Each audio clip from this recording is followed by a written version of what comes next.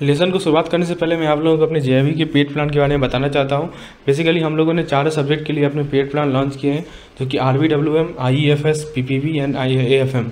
इन चारों सब्जेक्ट के लिए पेड कोर्स है। इस पेड कोर्स में आपको quick revision session, unit wise theory, unit wise MCQs के वीडियोज़ और PDF मिलेंगे।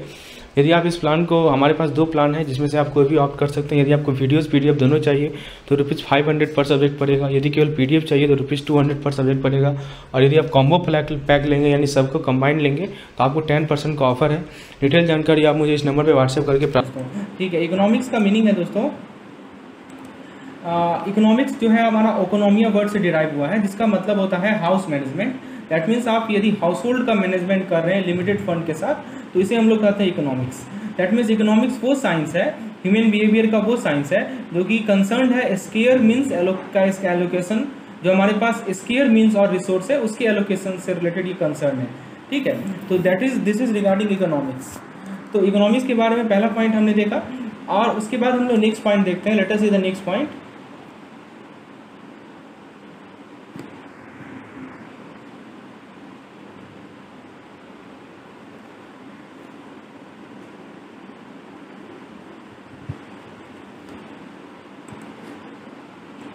दोस्तों इकोनॉमिक्स का जो डेफिनेशन है उसमें 4 डेफिनेशन इंपॉर्टेंट है।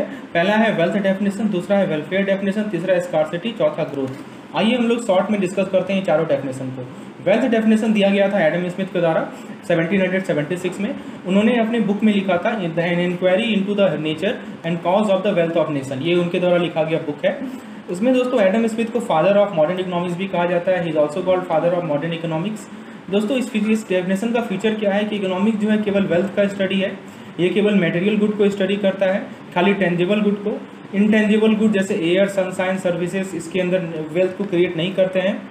उसके बाद दोस्तों ये जो है हमारा वेल्थ में चेंज को स्टडी करता है। दैट मीन्स इकोनॉमिक डेवलपमेंट को स्टडी करता है। ठीक है, इसका इस डेफिनेशन का क्रिटिसिज्म भी है कि यहाँ पे वेल्थ को ज़्यादा इंपॉर्टेंस दिया गया है, केवल टेंजिबल मटेरियल गुड्स को ही कंसिडरेशन में लिया गया है और मेंस के वेलफेयर को यहाँ पे मेंशन नहीं किया गया है। चलिए उसके बाद दोस्तों हम लोग नेक्स्ट डेफिनेशन पे आते हैं। Let us move to the next definition which is the definition of welfare definition which is given by Marshall. तो दोस्तों मार्शल ने ये कहा कि इकोनॉमिक्स जो है वो हमारा मैनकाइंड का स्टडी है। ठीक है, ये एग्जामिन करता है part of individual and social action which is most closely connected with the attainment and with the use of material requisite of wellbeing. तो दोस्तों इस डेफिनेशन का फीचर क्या है कि यहाँ पे स्टडी ऑफ मैनकाइंड कहा गया है। इकोनॉमिक्स को कहा गया है कि ये मैनकाइंड का स्टडी है। यहाँ पे वेल्थ को और मैनकाइंड को दोनों पे जोर दिया गया है, एम्फेसाइज किया गया है। और दोस्तों यहाँ पे इकोनॉमिक एस्पेक्ट ऑफ लाइफ को स्टडी किया गया है। इस डेफिनेशन का पॉजिटिव एस्पेक्ट तो हमने देख लिया। नेगेटिव एस्पेक्ट क्या है दोस्तों कि हमारा इकोनॉमिक और नॉन इकोनॉमिक एक्टिविटी के बीच में जो डिफ्रेंसिएशन किया गया है वो इम्प्रैक्टिकल है और इलॉजिकल है, और केवल मटेरियल एस्पेक्ट को यहाँ पे कंसिडर किया गया है। जो हमारे पास थर्ड डेफिनेशन है तो वो है हमारा स्कार्सिटी डेफिनेशन। स्कार्सिटी डेफिनेशन दिया गया था लॉर्ड रॉबिन्स के द्वारा। उन्होंने ये कहा कि इकोनॉमिक्स वो साइंस है जो कि ह्यूमन बिहेवियर को स्टडी करता है as a relationship between ends and scarce mean. ठीक है, तो यहाँ पे कीवर्ड है इंड्स एंड स्कार। यहाँ पे दोस्तों 2-3 शब्द हैं जो कि इस टॉपिक जिस पार्टिकुलर डेफिनेशन से रिलेटेड है। पहला है अनलिमिटेड वांट। तो एक का वांट जब सेटिस्फाई होता है, जब एक पूर्ति हमारी जो एक इच्छा सेटिस्फाई होती है तो दूसरी बढ़ जाती है, और जितनी इच्छाएं हैं कभी भी सेटिस्फाई नहीं की जा सकती हैं, वो हमेशा टाइम टू टाइम बढ़ते रहती हैं, प्लेस टू प्लेस बढ़ती रहती हैं, पर्सन टू पर्सन बढ़ते रहती है। ये डेफिनेशन दोस्तों लॉर्ड रॉबिन्स ने दिया था। हम लोग स्कार्सिटी डेफिनेशन की बात कर रहे हैं। दूसरा है स्केयर मीन। स्केयर मीन का मतलब क्या हुआ है कि जो हमारे पास रिसोर्स हैं जहाँ से हम अपने नीड को फुलफिल करेंगे दोस्तों, वो हमारे पास लिमिटेड है। ठीक है, जैसे मनी हुआ, टाइम हुआ, स्किल हुआ, लेबर हुआ, ये सभी के सभी हमारे लिमिटेड है। और थर्ड है दोस्तों अल्टरनेट यूज। तो अल्टरनेट यूज हमारे पास ये 3 कीवर्ड है। पहला है अनलिमिटेड वांट, दूसरा है हमारा स्केयर मीन, तीसरा है हमारा अल्टरनेट यूज। तो दोस्तों इसके बाद जो इकोनॉमिक्स का डेफिनेशन जो दिया गया है वो है हमारा micro economics and macro economics. तो इकोनॉमिक को दो कैटेगरी में डिवाइड करते हैं, माइक्रो एंड मैक्रो। माइक्रो मतलब इंडिविजुअल का स्टडी और बिजनेस डिसीजन का स्टडी, जबकि मैक्रो इकोनॉमिक जो है कंट्रीज और गवर्नमेंट के डिसीजन पे ध्यान देता है। तो दोस्तों डिफरेंस आप देख सकते हैं यहाँ पे बेसिक्स एंड कंपैरिजन का। तो माइक्रो इकोनॉमिक्स में बेसिक एजम्पशन क्या किया गया है कि जो भी हमारे माइक्रो वेरिएबल है वो कांस्टेंट है, जैसे कंजम्पशन हुआ, सेविंग हुआ, इसे कांस्टेंट माना गया है। जबकि मैक्रो इकोनॉमिक्स में एज्यूम किया गया है कि जो भी माइक्रो वेरिएबल है that is decision of household and firm, prices of individual product are constant. ठीक है, अदर नेम माइक्रो इकोनॉमिक्स का अदर नेम है प्राइस थ्योरी, मैक्रो इकोनॉमिक्स का अदर नेम है income and employment theory. Example के तौर पर आप लीजिए individual income, individual output. Macro economics का एग्जाम्पल लीजिए नेशनल इनकम, नेशनल आउटपुट, ठीक है। फिर आप माइक्रो इकोनॉमिक्स का मीनिंग लीजिए। माइक्रो इकोनॉमिक्स आपका इकोनॉमिक थ्योरी का वो पार्ट है, इकोनॉमिक थ्योरी का दोस्तों वो हिस्सा है जो कि इंडिविजुअल यूनिट्स को स्टडी करता है, right. It studies the individual units of economy. और मैक्रो इकोनॉमिक्स वो हिस्सा है जो कि बिहेवियर ऑफ इंडिविजुअल को एग्रीगेट स्टडी करता है, एज अ होल स्टडी करता है। हमारे पास टूल्स क्या क्या हैं माइक्रो इकोनॉमिक्स को स्टडी करने के लिए? तो डिमांड एंड सप्लाई टूल्स हैं, और मैक्रो इकोनॉमिक्स के लिए aggregate demand and aggregate supply tools हैं। ऑब्जेक्टिव क्या है माइक्रो इकोनॉमिक्स का? डिटरमाइनिंग फैक्टर ऑफ प्रोडक्शन और प्राइस ऑफ कमोडिटी। आपको यदि कमोडिटी का प्राइस निकालना है, फैक्टर ऑफ प्रोडक्शन निकालना है, तो आप माइक्रो इकोनॉमिक्स को यूज करेंगे। और मैक्रो इकोनॉमिक्स से आप इनकम और एम्प्लॉयमेंट लेवल ऑफ इकोनॉमी को डिसाइड करेंगे। तो ये हमारा माइक्रो और मैक्रो के बीच में डिफरेंस था, ठीक है। इसके बाद दोस्तों मैनार्ड कीन्स ने एक बुक लिखा है जिसका नाम है general theory of employment, interest and money. Macro economics के जो इंडिकेटर्स होते हैं, जो सूचनांक होते हैं, उसमें जीडीपी आता है, अनएम्प्लॉयमेंट रेट आता है, प्राइसेस इंडिसेस आता है और इन्फ्लेशन आता है। तो दोस्तों ये सब पॉइंट को आपको ध्यान रखना है। इसके बाद दोस्तों नेक्स्ट पॉइंट हमारा कुछ क्वेश्चंस दिए गए हैं। हाँ, टाइप्स ऑफ इकोनॉमिक्स के बारे में बात करते हैं। तो दोस्तों सबसे पहला टाइप है मार्केट इकोनॉमी। मार्केट इकोनॉमी में क्या हमें प्रोड्यूस करना है, ये कंज्यूमर के प्रेफरेंस पर निर्भर करता है। कैसे प्रोड्यूस करना है, ये प्रोड्यूसर के द्वारा डिटरमाइन किया जाता है, जो प्रॉफिट ले रहे हैं। और किसके लिए प्रोड्यूस करना है, ये परचेजिंग पावर से डिसाइड होता है, ठीक है। तो दोस्तों कमांड इकोनॉमी दूसरा टाइप है। इसमें क्या प्रोड्यूस करना है, कैसे प्रोड्यूस करना है, किसके लिए प्रोड्यूस करना है, ये सरकार तय करती है। तो दोस्तों मार्केट इकोनॉमी एक एंड पे है, कमांड इकोनॉमी एक एंड पे है, और मिक्स्ड इकोनॉमी दोनों का मिक्सचर है। तो दोस्तों मार्केट इकोनॉमी प्राइवेट सेक्टर के द्वारा खरीदी जाती है।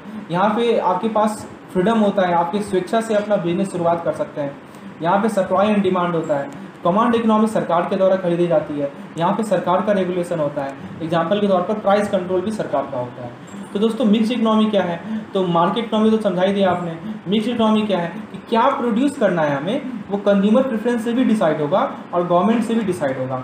कैसे प्रोड्यूस करना है हमें, ये प्रोड्यूसर भी बताएंगे और गवर्नमेंट भी बताएगी। किसके लिए प्रोड्यूस करना है, ये परचेजिंग पावर भी बताएगा और गवर्नमेंट का प्रेफरेंस भी बताएगा। तो यही हमारा है मिक्स्ड इकोनॉमी, ठीक है। चलिए उसके बाद दोस्तों आप एग्जाम्पल के तौर पर यदि किस कंट्रीज़ की बात करें तो यूनाइटेड स्टेट, इंग्लैंड और जापान, ये सभी के सभी मार्केट इकोनॉमी के टाइप हैं। यदि आप चाइना, नॉर्थ कोरिया और फॉर्मेट सोवियत यूनियन की बात करें तो ये कमांड इकोनॉमी के टाइप्स हैं। अब दोस्तों एक होता है हमारा laissez faire economy. Laissez faire economy क्या होता है दोस्तों? इसमें क्या प्रोड्यूस करना है, कंज्यूमर प्रेफरेंस डिसाइड करेगा। कैसे प्रोड्यूस करना है, ये प्रोड्यूसर डिसाइड करेंगे। किसके लिए प्रोड्यूस करना है, ये परचेजिंग पावर डिसाइड करेगा। तो इसे कहते हैं हम लोग एक्सट्रीम मार्केट इकोनॉमी। तो लेजिस्फेयर इकोनॉमी क्या होता है दोस्तों? कि लेजिस्फेयर इकोनॉमी मतलब ये होता है कि it restrict government intervention in economy, मतलब सरकार का इंटरवेंशन होता ही नहीं है। लेजिस्फेयर एक फ्रेंच वर्ड है जिसका मतलब है लेट डू। तो capitalism, free market economy, rational market theory, यही सब इसका पॉलिसीज है। तो दोस्तों ये था हमारा यूनिट 1 का रिवीजन। अब हम लोग आते हैं यूनिट 2 के रिवीजन पे। यूनिट 2 के रिवीजन को शुरुआत करने से पहले मैं आप लोगों को अपने पीडीएफ प्लान के बारे में डिस्क्राइब करना चाहता हूँ। देखिए हमारे पास आपने जो अभी पीडीएफ देखा उसी तरह हर एक यूनिट की पीडीएफ बने हुए हैं कंबाइंड। तो प्लान है आपका, प्लान ए में दोस्तों आपको ये सब बेनिफिट्स मिलेगा, जिसमें आपको हर एक चैप्टर का शॉर्ट नोट्स, मैक्यूलन unsolved problem explanation, chapter wise MCQs, module wise MCQs, case study of each chapter, quick revision of each module, important formula compilation of previous year questions. These all are included in Plan A, which costs ₹650. And Plan B is for if you opt for any one of them, AVM और VFM और retail. तो दोस्तों आपको plan B opt करना है। तो इसके लिए डिटेल रिगार्डिंग इस नंबर पे आप मुझे व्हाट्सएप करें, नंबर आपके स्क्रीन पर शो हो रहा है, तो मैं आपको डिटेल बता दूंगा। चलिए शुरुआत करते हैं अपने यूनिट 2 के रिविजन को। सो यूनिट 2 दोस्तों हमारा है the unit 2 that we have is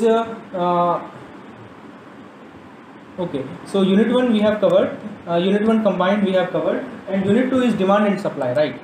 So दोस्तों आइए हम लोग डिमांड एंड सप्लाई को स्टडी करते हैं।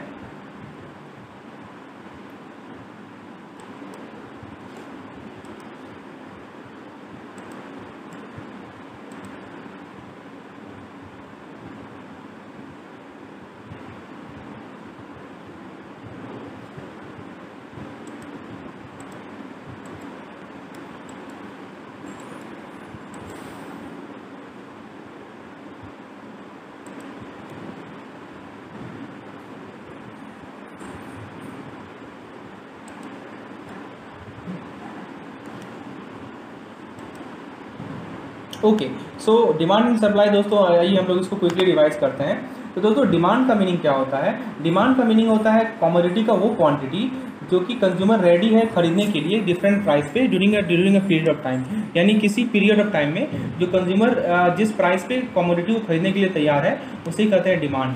तो दोस्तों एक लॉ ऑफ डिमांड है जिसमें देखिए प्राइस पहले 5 था तो क्वांटिटी 100 है, प्राइस 10 हुआ तो क्वांटिटी 80 हुआ, प्राइस 15 है तो क्वांटिटी 60 है। जैसे प्राइस आपका बढ़ रहा है क्वांटिटी आपका घट रहा है। तो इसको यदि आप ग्राफ पेपर में प्लॉट करेंगे, प्राइस आपके वाई एक्सिस पे है, और दोस्तों मैं थोड़ा इसे जूम कर देता हूँ ताकि आपको क्लियरली दिखे, ठीक है। तो दोस्तों प्राइस आपका वाई एक्सिस पे है, ठीक है, और क्वांटिटी आपका एक्स एक्सिस पे है। दोस्तों आप देख सकते हैं तो प्राइस जैसे जैसे आपका यहाँ पे आप ये ग्राफ जो है डाउनवर्ड स्लोपिंग है। ये ग्राफ का नेचर क्या है दोस्तों?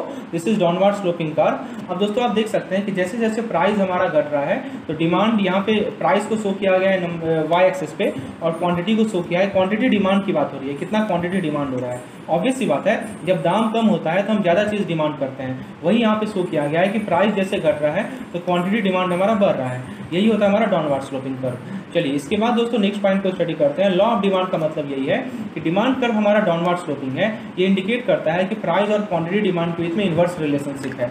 This is the point that we have to notice. अब दोस्तों डिमांड स्केड्यूल क्या होता है? डिमांड स्केड्यूल का मतलब ये है दोस्तों कि हमारा मार्केट प्राइस और क्वांटिटी डिमांड के बीच में एक डेफिनेट रिलेशनशिप है। जब हम लोग बाकी चीज़ को कांस्टेंट एज्यूम कर रहे हैं, अब बाकी चीज़ क्या है वो भी मैं आपको बताऊंगा, ठीक है। तो जो रिलेशनशिप हमारा प्राइस और क्वांटिटी के बीच में है, ठीक है, उसे ही कहा जाता है डिमांड स्केड्यूल या डिमांड कर्व।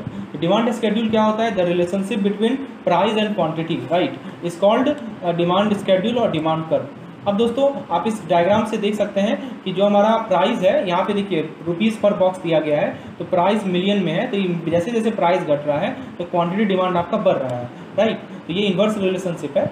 अब दोस्तों डिमांड स्केड्यूल तो आप समझ गए, रिलेशनशिप को हम लोग डिमांड स्केड्यूल कहते हैं। तो दो तरह का रिलेशनशिप, दो तरह का डिमांड स्केड्यूल होता है। एक होता है इंडिविजुअल डिमांड स्केड्यूल, एक होता है market demand schedule. Individual demand schedule का मतलब क्या हुआ, मैं आपको एग्जांपल से समझाता हूं दोस्तों। और मार्केट डिमांड स्केड्यूल जो होता है वो इंडिविजुअल डिमांड स्केड्यूल का सम होता है। जैसे कि आप इस एग्जाम्पल को देख सकते हैं दोस्तों, यहाँ पे पहला कॉलम में प्राइस लिखा है हमने, दूसरा कॉलम में राम, मोहन, श्याम और मार्केट डिमांड। तो दोस्तों ये जो राम का है, जैसे प्राइस आप देख रहे हैं कि 2 से 4 हुआ, 4 से 6 हुआ, 6 से 8 हुआ, तो डिमांड क्वांटिटी डिमांड जो है वो घटते जा रहा है। जैसे प्राइस बढ़ रहा है तो क्वांटिटी डिमांड घट रहा है। तो ये राम के लिए है ना, तो इसे कहते हैं इंडिविजुअल डिमांड स्केड्यूल। ये मोहन के लिए है ना, तो इसको कहते हैं इंडिविजुअल डिमांड स्केड्यूल। ये श्याम के लिए है तो इसको कहते हैं इंडिविजुअल डिमांड स्केड्यूल। अब आप क्या कीजिए, 100 + 50 + 40 जोड़ दीजिए तो 190 मिलेगा। 80 + 40 + 20 जोड़ दीजिए 140 मिलेगा। 60 + 30 + 20 जोड़ दीजिए 110 मिलेगा। तो ये जो हमारा लास्ट कॉलम है ये पूरे मार्केट के लिए है, जिसको आपने ऑब्टेन किया है इंडिविजुअल डिमांड स्केड्यूल को ऐड करके, इसे कहते हैं मार्केट डिमांड स्केड्यूल। तो उम्मीद है दोस्तों आपको इंडिविजुअल डिमांड स्केड्यूल और मार्केट डिमांड स्केड्यूल के बीच डिफरेंस क्लियर हो गया होगा। चलिए आगे बढ़ते हैं दोस्तों, हम लोग नेक्स्ट टॉपिक पे आते हैं जो कि डिमांड कर्व है। तो जो अभी हमने डिमांड स्केड्यूल देखा, इसको जब हम लोग ग्राफिकली रिप्रेजेंट करते हैं तो उसी का कहते हैं हम लोग डिमांड कर्व। अब दोस्तों कुछ क्वेश्चंस हैं। अब देखिए जो हमारा कर्व होता है वो डाउनवर्ड स्लोपिंग होता है। इसी इंपॉर्टेंट प्रॉपर्टी को हम लोग कहते हैं law of downward sloping demand curve, ठीक है। तो इससे रिलेटेड क्वेश्चंस है। अब दोस्तों क्वांटिटी डिमांड जो है वो जैसे जैसे प्राइस बढ़ता है वो क्यों घटता है, इसका 2 रीजन है। जैसे अभी आपको बताया ना कि क्वांटिटी डिमांड जो है घटता है जैसे प्राइस बढ़ता है। तो पहला कारण है substitution effect. The first reason is substitution effect and the second reason is income effect, ठीक है। तो दोस्तों इससे रिलेटेड कुछ क्वेश्चन है, तो याद रखिएगा सब्स्टिट्यूशन इफेक्ट और इनकम इफेक्ट 2 रीजन है जिसके कारण प्राइस और क्वांटिटी डिमांड में इन्वर्स रिलेशनशिप होता है। अब दोस्तों कौन कौन से फैक्टर्स हैं जो कि डिमांड कर्व को अफेक्ट करते हैं। तो पहला है average income of the consumer, यानी जो कंज्यूमर है उसका एवरेज इनकम क्या है, राइट। तो दोस्तों कंज्यूमर का एवरेज इनकम क्या है ये डिसाइड करता है। तो जैसे लोग कैसे डिसाइड करता है मैं आपको बताता हूँ कि जैसे लोगों का इनकम बढ़ता है तो लोग जो है ज़्यादा सब कुछ ज़्यादा खरीदते हैं, राइट। और प्राइस यदि प्राइस बढ़े ना बढ़े कोई फर्क नहीं पड़ता है, इनकम बढ़ने से लोग ज़्यादा खरीदने लगते हैं तो क्वांटिटी डिमांड बढ़ जाता है। दूसरा फैक्टर है दोस्तों एवरेज इनकम के अलावा साइज ऑफ द मार्केट का साइज़ क्या है। तीसरा फैक्टर है कि जो हमारा रिलेटेड गुड है उसका प्राइस क्या है, वो कितना अवेलेबल है। तो दोस्तों देखिए जो हमारा सब्स्टिट्यूट गुड्स होता है, 2 तरह का गुड होता है, सब्स्टिट्यूट गुड होता है और एक कॉम्प्लीमेंट्री गुड होता है। तो जो सब्स्टिट्यूट गुड है उसका यदि प्राइस बढ़ेगा तो वो डिमांड कर्व को राइटवर्ड शिफ्ट कर देता है, राइट। डिमांड कर्व हमारा राइटवर्ड शिफ्ट हो जाता है। और यदि हमारा कॉम्प्लीमेंट्री गुड है उसका प्राइस बढ़ेगा तो डिमांड कर्व हमारा लेफ्टवर्ड शिफ्ट हो जाता है। तो ये इंपॉर्टेंट कंसेप्ट है। तो ये मतलब सब्स्टिट्यूट गुड का प्राइस बढ़ना या कॉम्प्लीमेंट्री गुड का प्राइस बढ़ने से भी हमारा डिमांड कर्व पे इफेक्ट पड़ता है। तो दोस्तों यहाँ पे रिलेटेड गुड्स का प्राइस आप दो तरह से समझ सकते हैं, सब्स्टिट्यूट गुड्स और कॉम्प्लीमेंट्री गुड्स। सब्स्टिट्यूट गुड्स मतलब जिसको हम लोग दूसरे के प्लेस में यूज कर सकते हैं। अब देखिए जैसे एक गुड्स को दूसरे के प्लेस में यूज कर सकते हैं, वो हमारा सब्स्टिट्यूट गुड्स होता है। तो जैसे एक सब्स्टिट्यूट गुड का प्राइस बढ़ेगा तो उसका जो रिलेटेड गुड्स है उसका डिमांड भी बढ़ जाएगा। और कॉम्प्लीमेंट्री गुड्स में क्या होता है दोस्तों, यदि कॉम्प्लीमेंट्री गुड्स का प्राइस बढ़ेगा तो दोस्तों जो रिलेटेड गुड्स है उसका डिमांड घट जाएगा। ठीक है, तो दोस्तों ये सब फैक्टर ध्यान रखिएगा। इसके अलावा एक टेस्ट और प्रेफरेंस भी एक फैक्टर है, इसमें कल्चरल इन्फ्लुएंस भी अफेक्ट करता है, और पांचवा है हमारा स्पेशल इन्फ्लुएंस। ठीक है, तो दीज आर इंपॉर्टेंट फैक्टर्स। अब दोस्तों आगे पॉइंट देखते हैं। तो दोस्तों देखिए, आप समझिए यदि डिमांड हमारा चेंज हो रहा है प्राइस के चेंज होने के कारण, ठीक है, अदर फैक्टर को हम कांस्टेंट रखे हुए हैं, तो इसे कहते हैं हम लोग चेंज इन क्वांटिटी डिमांडेड। मतलब डिमांड के चेंज होने का कारण क्या है, प्राइस का चेंज होना, तो इस प्रोसेस को कहते हैं चेंज इन क्वांटिटी डिमांड। और यदि डिमांड चेंज हो रहा है किसी अदर फैक्टर के कारण अदर देन प्राइस, मतलब प्राइस नहीं चेंज हो रहा है, ठीक है, प्राइस कांस्टेंट है, किसी अदर फैक्टर के कारण, जो हमने फैक्टर ऊपर अभी पढ़ा है, 5 फैक्टर हमने पढ़ा है ना, इनकम हुआ और भी फैक्टर हमने देखा है। तो यदि उन सभी फैक्टर के कारण डिमांड चेंज हो रहा है तो उसको कहते हैं चेंज इन डिमांड। तो कीवर्ड थोड़ा ध्यान रखिएगा, यहाँ पे है चेंज इन क्वांटिटी डिमांड और दूसरा यहाँ पे एक टर्म है चेंज इन डिमांड। ठीक है, ये 2 वर्ड है। अब दोस्तों चेंज इन क्वांटिटी डिमांड का 2 पार्ट होता है। एक होता है हमारा expansion in demand. Expansion in demand तब होगा कि जब प्राइस घटेगा। क्यों प्राइस घटेगा, कि क्वांटिटी डिमांड बढ़ गया है। ठीक है, तो डिमांड कर्व में इसको कैसे आप शो करेंगे, downward movement downward the demand curve. मतलब जो है जैसे ये डिमांड कर्व है, तो यदि इस पॉइंट से आप इस पॉइंट पे आ गए, नीचे आ गए, तो यही होता है हमारा expansion in demand, right, downward the demand curve. दोस्तों प्राइस जब घटता है, ठीक है, तो क्वांटिटी डिमांड बढ़ता है, तो इसे ही कहते हैं एक्सपेंशन। कॉन्ट्रैक्शन कब होता है दोस्तों, जब प्राइस बढ़ता है और क्वांटिटी डिमांड घटता है, तो इसको हम लोग अपवार्ड द डिमांड कर्व से रिप्रेजेंट करते हैं। जैसे ये आपका डिमांड कर्व है, यहाँ पे प्राइस है, यहाँ क्वांटिटी डिमांडेड है। यदि आप ऊपर जाएंगे, ठीक है, इधर जाएंगे, तो ये आपका होगा कॉन्ट्रैक्शन इन डिमांड। ठीक है, ये बेसिक कंसेप्ट है। तो ग्राफिकली आप देख सकते हैं दोस्तों, मैंने ग्राफिकली शो भी किया है यहाँ पे। जैसे आप देखिए इस ग्राफ को देखिए, आप ए पे हैं, ए से बी आए, ठीक है, तो ये कहलाएगा हमारा एक्सपेंशन इन डिमांड, और ए से सी गए तो ये कहलाएगा हमारा contraction in demand. Y axis पे प्राइस है, एक्स एक्सिस पे क्वांटिटी डिमांडेड है। ठीक है, अब दोस्तों आगे बढ़ते हैं, कुछ इंपॉर्टेंट पॉइंट्स को डिस्कस करते हैं। अब दोस्तों चेंज इन डिमांड 2 तरह से होता है। ठीक है, देखिए अभी तक हम लोगों ने चेंज इन क्वांटिटी डिमांड की बात की थी, अब हम लोग पढ़ रहे हैं चेंज इन डिमांड। या तो डिमांड बढ़ेगा या डिमांड घटेगा। तो डिमांड बढ़ता क्यों है, क्योंकि जो हमारा फेवरेबल चेंज आता है अदर फैक्टर में, मान लो कि डिमांड को अफेक्ट करने वाले कुछ अदर फैक्टर भी तो होते हैं, तो यदि उसमें फेवरेबल चेंज आ जाए, ठीक है, यदि उसमें दोस्तों फेवरेबल चेंज आ जाए तो हमारा क्या रहेगा, इंक्रीज इन डिमांड, और इसको हम लोग रिप्रेजेंट करते हैं राइटवर्ड शिफ्ट से। यदि सेकेंड पार्ट है हमारा डिक्रीज इन डिमांड। डिमांड में डिक्रीमेंट कब होता है, जब हमारा अदर फैक्टर में अनफेवरेबल चेंज आ जाए। मान लीजिए कि पहले का कर्व ऐसा है और डिमांड में अनफेवरेबल में चेंज आ जाएगा, फैक्टर में अनफेवरेबल चेंज आ जाएगा, यदि तो उस कारण से लेफ्टवर्ड शिफ्ट हो जाएगा। तो डिक्रीज इन डिमांड को लेफ्टवर्ड शिफ्ट से रिप्रेजेंट करते हैं, इंक्रीज इन डिमांड को राइटवर्ड शिफ्ट से रिप्रेजेंट करते हैं। बेसिक कंसेप्ट है। ठीक है, तो दोस्तों इसको ग्राफिकली भी आप देख सकते हैं, यहाँ पे ग्राफिकली भी शो किया गया है। पहले कर्व था हमारा डी था, जब मेरा कर्व D1 हो गया, D से D1 हो गया तो राइटवर्ड शिफ्ट है, ये इंक्रीज इन डिमांड है। और जब हमारा कर्व D से D2 हो गया तो ये लेफ्टवर्ड शिफ्ट है, ये डिक्रीज इन डिमांड है। उम्मीद है दोस्तों ये आपको कंसेप्ट क्लियर हो गया होगा। आगे बढ़ते हैं दोस्तों, हम लोग प्राइस इलास्टिसिटी ऑफ डिमांड की बात करते हैं। तो बेसिकली ये रेशियो होता है, जिसके नंबरेटर में हम लोग percentage change in quantity demand लिखते हैं और डिनोमिनेटर में हम लोग परसेंटेज चेंज इन प्राइस लिखते हैं। तो ये हमारा दिखाता है कि प्राइस इलास्टिसिटी इन डिमांड क्या है। इसके फॉर्मूले को आपको याद रखना है। ठीक है, कुछ क्वेश्चंस भी हम लोग न्यूमेरिकल भी दे रखे हैं यहाँ पे करने के लिए। ठीक है, तो जो लोग PDF को ऑप्ट करेंगे, PDF प्लान को ऑप्ट किए होंगे, उनको ये PDF मिल जाएगा। ठीक है, तो प्राइस इलास्टिसिटी ऑफ डिमांड क्या होता है, percentage change in quantity demanded upon percentage change in price. आगे बढ़ते हैं दोस्तों, सप्लाई स्केड्यूल के बारे में बात करते हैं। डिमांड का पार्ट खत्म, let us move to supply schedule. Supply schedule relate करता है क्वांटिटी सप्लाई को मार्केट प्राइस से, अदर थिंग को हम लोग कांस्टेंट मानते हैं। तो अब दोस्तों सप्लाई स्केड्यूल जो होता है वो टेबुलर रिप्रेजेंटेशन होता है लॉ ऑफ सप्लाई का। ठीक है, तो दोस्तों यहाँ पे देखिए टेबुलर रिप्रेजेंटेशन में आपको शो करता हूँ। यहाँ देखिए, यहाँ पे प्राइस है, यहाँ पे क्वांटिटी सप्लाई है। तो जैसे प्राइस 500 था तो क्वांटिटी सप्लाई 18 है, प्राइस घटा तो क्वांटिटी सप्लाई भी हमारा घट गया। तो यहाँ पे लीनियर रिलेशनशिप है, आप देख सकते हैं। तो यदि आप इसको ग्राफिकली रिप्रेजेंट करेंगे तो देखिए यहाँ पे प्राइस को हमने वाई एक्सिस पे दिखाया है, क्वांटिटी सप्लाई को एक्स एक्सिस पे दिखाया है। आप देख सकते हैं कर्व हमारा लीनियर है, right, it is moving upward, तो इसको अपवर्ड स्लोपिंग कर्व कहा जाता है, राइट। तो दोस्तों आप यहाँ देख सकते हैं कि जो इंडिविजुअल सप्लाई कर्व है वो अपवार्ड स्लोपिंग है, क्योंकि इसका कारण क्या है, लॉ ऑफ डिमिनिशिंग रिटर्न। ठीक है, लॉ ऑफ डिमिनिशिंग रिटर्न के बारे में डिटेल यहाँ लिखा हुआ है, मैं इसे स्किप कर रहा हूँ। ठीक है, तो उसके बाद दोस्तों क्या क्या फोर्स है सप्लाई कर्व के पीछे, तो सबसे पहला फोर्स है कॉस्ट ऑफ प्रोडक्शन। जब प्रोडक्शन कॉस्ट किसी गुड्स का कम होता है मार्केट प्राइस से, तो ये प्रोड्यूसर के लिए प्रॉफिटेबल होता है। ठीक है, वो ज़्यादा से ज़्यादा सप्लाई कर पाता है। ठीक है, उसके बाद प्रोडक्शन कॉस्ट जो है इनपुट प्राइस पे डिपेंड करता है, टेक्नोलॉजिकल एडवांस पे डिपेंड करता है।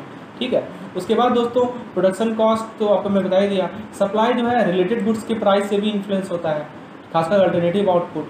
यदि एक सब्स्टिट्यूट गुड्स का प्राइस बढ़ेगा तो अदर सब्स्टिट्यूट का प्राइस घटेगा। ठीक है, जैसे एग्जांपल के तौर पर ऑटो कंपनी जो है बहुत सारा कार मॉडल बनाती है ना, जो ऑटो कंपनीज होती हैं दोस्तों बहुत सारा कार मॉडल बनाती है।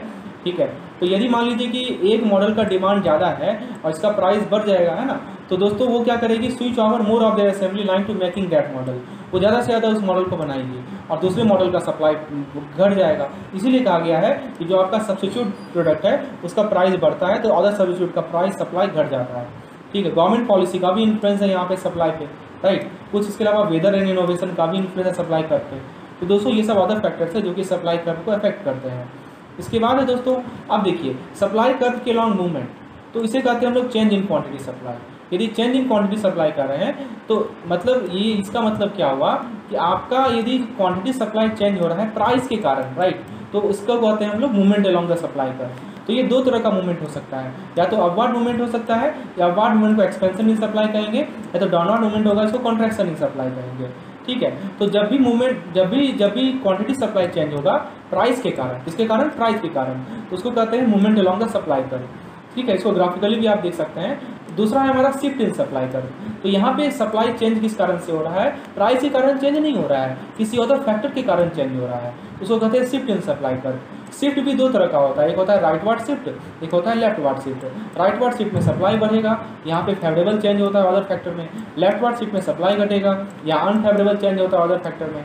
ठीक है, शिफ्ट इन सप्लाई कर्व को आप यहाँ देख सकते हैं, जैसे इंक्रीज इन सप्लाई है तो यहाँ ये देखिए सप्लाई का राइटवर्ड शिफ्ट हो गया। यदि हमारा डिक्रीज इन सप्लाई है तो सप्लाई का लेफ्टवर्ड शिफ्ट हो गया। ठीक है, चलिए तो ये सब पॉइंट को ध्यान रखना है। अब आगे बढ़ते हैं दोस्तों। अब दोस्तों इक्विलिब्रियम की बात करते हैं। तो जो हमारा सप्लाई और डिमांड है वो आपस में इंटरेक्ट करता है इक्विलिब्रियम प्राइस, इक्विलिब्रियम क्वांटिटी को प्रोड्यूस करने के लिए। तो मार्केट इक्विलिब्रियम उस प्राइस और उस क्वांटिटी पे आता है जहाँ पे सप्लाई का फोर्स और डिमांड का फोर्स बैलेंस में है। ठीक है, ये होता है हमारा मार्केट इक्विलिब्रियम।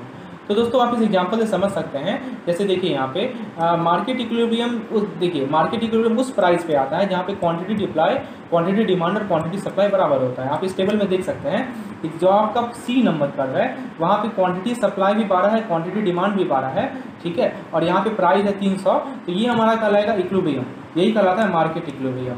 तो दोस्तों इस इक्विलिब्रियम पॉइंट पे दोस्तों कोई भी टेंडेंसी ना प्राइस बढ़ता है ना घटता है, इसीलिए इसे मार्केट क्लियरिंग प्राइस भी कहा जाता है। ठीक है, इसको क्या कहते हैं हम लोग, मार्केट क्लियरिंग प्राइस कहते हैं। ठीक है, आप इसको ग्राफिकली भी देख सकते हैं। ये देखिए ये हमारा डाउनवर्ड स्लोपिंग डिमांड कर्व है, ये हमारा अपवर्ड स्लोपिंग सप्लाई कर्व है। इस रीजन को सरप्लस रीजन कहते हैं, इस रीजन को शॉर्टेज रीजन कहते हैं। जहाँ पे दोनों कर्व मीट करता है इसको इक्विलिब्रियम पॉइंट कहते हैं।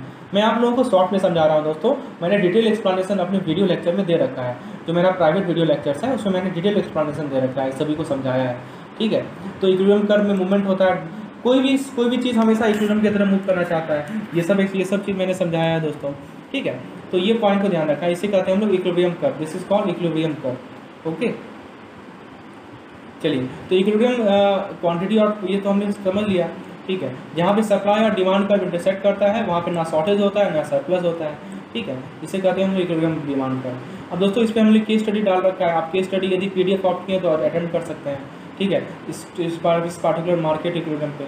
ठीक, और भी कुछ क्वेश्चंस हैं, कुछ हर एक साल दोस्तों आप देखते होंगे ग्राफिकल क्वेश्चन पूछे जाते हैं, तो मैंने अपने वीडियो लेक्चर्स में इन सभी क्वेश्चन का एक्सप्लेनेशन दे रखा है। चलिए तो ये था हमारा डिमांड एंड सप्लाई का एक्सप्लेनेशन। दोस्तों नेक्स्ट यूनिट है हमारा the third unit is money supply and inflation. उसको शुरुआत करने से पहले दोस्तों मैं आप लोगों को अपने क्रैश कोर्स के बारे में बताना चाहता हूं दोस्तों। तो बेसिकली हमारा 30 डेज़ का क्रैश कोर्स लॉन्च किया है हमने। इसमें मैं आप लोगों को properly plan video lecture provide करता हूं मॉर्निंग एंड इवनिंग। ठीक है, और दोस्तों इसमें हम लोग सिलेबस को 21 डेज़ में कंप्लीट करेंगे मैं इन्फ्लेशन पे। तो दोस्तों इस टॉपिक से देखिए कुछ इंपॉर्टेंट पॉइंट्स को हम लोग डिस्कस करते हैं। तो सबसे पहला पॉइंट है दोस्तों मनी का डेफिनेशन। मनी का डेफिनेशन क्या है कि कैसा कोई भी चीज़ जो कि आपको ये 4 फंक्शन परफॉर्म करके दे। क्या क्या 4 फंक्शन, आइए जरा देखते हैं। सबसे पहला फंक्शन है कि ये मीडियम ऑफ एक्सचेंज हो, यानी कि आप एक्सचेंज करने का एक मीडियम हो। दूसरा हो दोस्तों, इसे आप वैल्यू को मेजर कर सकें। तीसरा हो दोस्तों कि ये वैल्यू का स्टोर कर सके over time, store of value over time, ठीक है। दैट मीन्स आप मनी को जो है एक पीरियड तक होल्ड कर सकते हैं और उसको आप फ्यूचर पेमेंट के लिए फाइनेंस कर सकते हैं। और फोर्थ है दोस्तों, ये स्टैंडर्ड होता है डेफर्ड पेमेंट के लिए, ठीक है। दैट मीन्स डेफर्ड पेमेंट का मीनिंग क्या हुआ दोस्तों, कि मनी जो है आप इससे फ्यूचर रिसिप्ट और पेमेंट भी कर सकते हैं कॉन्ट्रैक्ट में मनी के द्वारा। तो ये 4 फंक्शन है, medium of exchange, measure of value, store of value over time, standard for deferred payment. तो ये 4 फंक्शन आपको मनी परफॉर्म कर सकता है, ठीक है। अब हम लोग बात करते हैं मनी सप्लाई की। Let us talk about money supply. Money supply का मतलब क्या होता है दोस्तों, कि हमारे पास सर्कुलेशन में मनी का कितना स्टॉक है, हमारे अर्थव्यवस्था में सर्कुलेशन में कितना स्टॉक है मनी का किसी भी गिवन पॉइंट ऑफ टाइम में, इसे हम लोग कहते हैं मनी सप्लाई। मनी सप्लाई को मेजर करने के लिए दोस्तों हमारे पास सबसे पहला टूल है, वो है नैरो मनी। नैरो मनी यानी कि जिसे हम लोग M1 कहते हैं, नैरो मनी को हम लोग M1 भी कहते हैं। ये इसका डेफिनेशन क्या है, currency with the public plus demand deposit with the banking system plus other deposit with the RBI। तो दोस्तों इसके अंदर 3 चीज़ इंक्लूडेड है। पहला है कि पब्लिक के पास कितना करेंसी है, दूसरा है demand deposit with banking system कितना है, और तीसरा है दोस्तों कि RBI के पास अदर डिपॉजिट कितना है। तो तीनों को आप कंबाइन करेंगे तो आपको मिलेगा नैरो मनी। दूसरी बात है दोस्तों M2 को हम लोग ब्रॉड मनी कहते हैं। तो M2 जो होता है वो होता है M1 plus saving bank deposit और post office saving bank. Post office saving bank का जो डिपॉजिट होता है उसको आप यदि M1 में जोड़ देंगे तो आपको मिल जाएगा M2। तीसरी बात है दोस्तों M3 होता है दोस्तों M1 plus time deposit with the banking system. M1 में यदि आप टाइम डिपॉजिट को जोड़ देंगे तो हो जाएगा आपका M3। और M4 होता है दोस्तों M3 plus all deposit with the post office saving bank. Post office saving bank में जितने भी तरह के डिपॉजिट हैं उसको यदि आप M3 में जोड़ देंगे तो आपका M4 आ जाएगा, ठीक है। सॉरी, M3 हमारा ब्रॉड मनी होता है दोस्तों, मैं आपको बताता हूँ।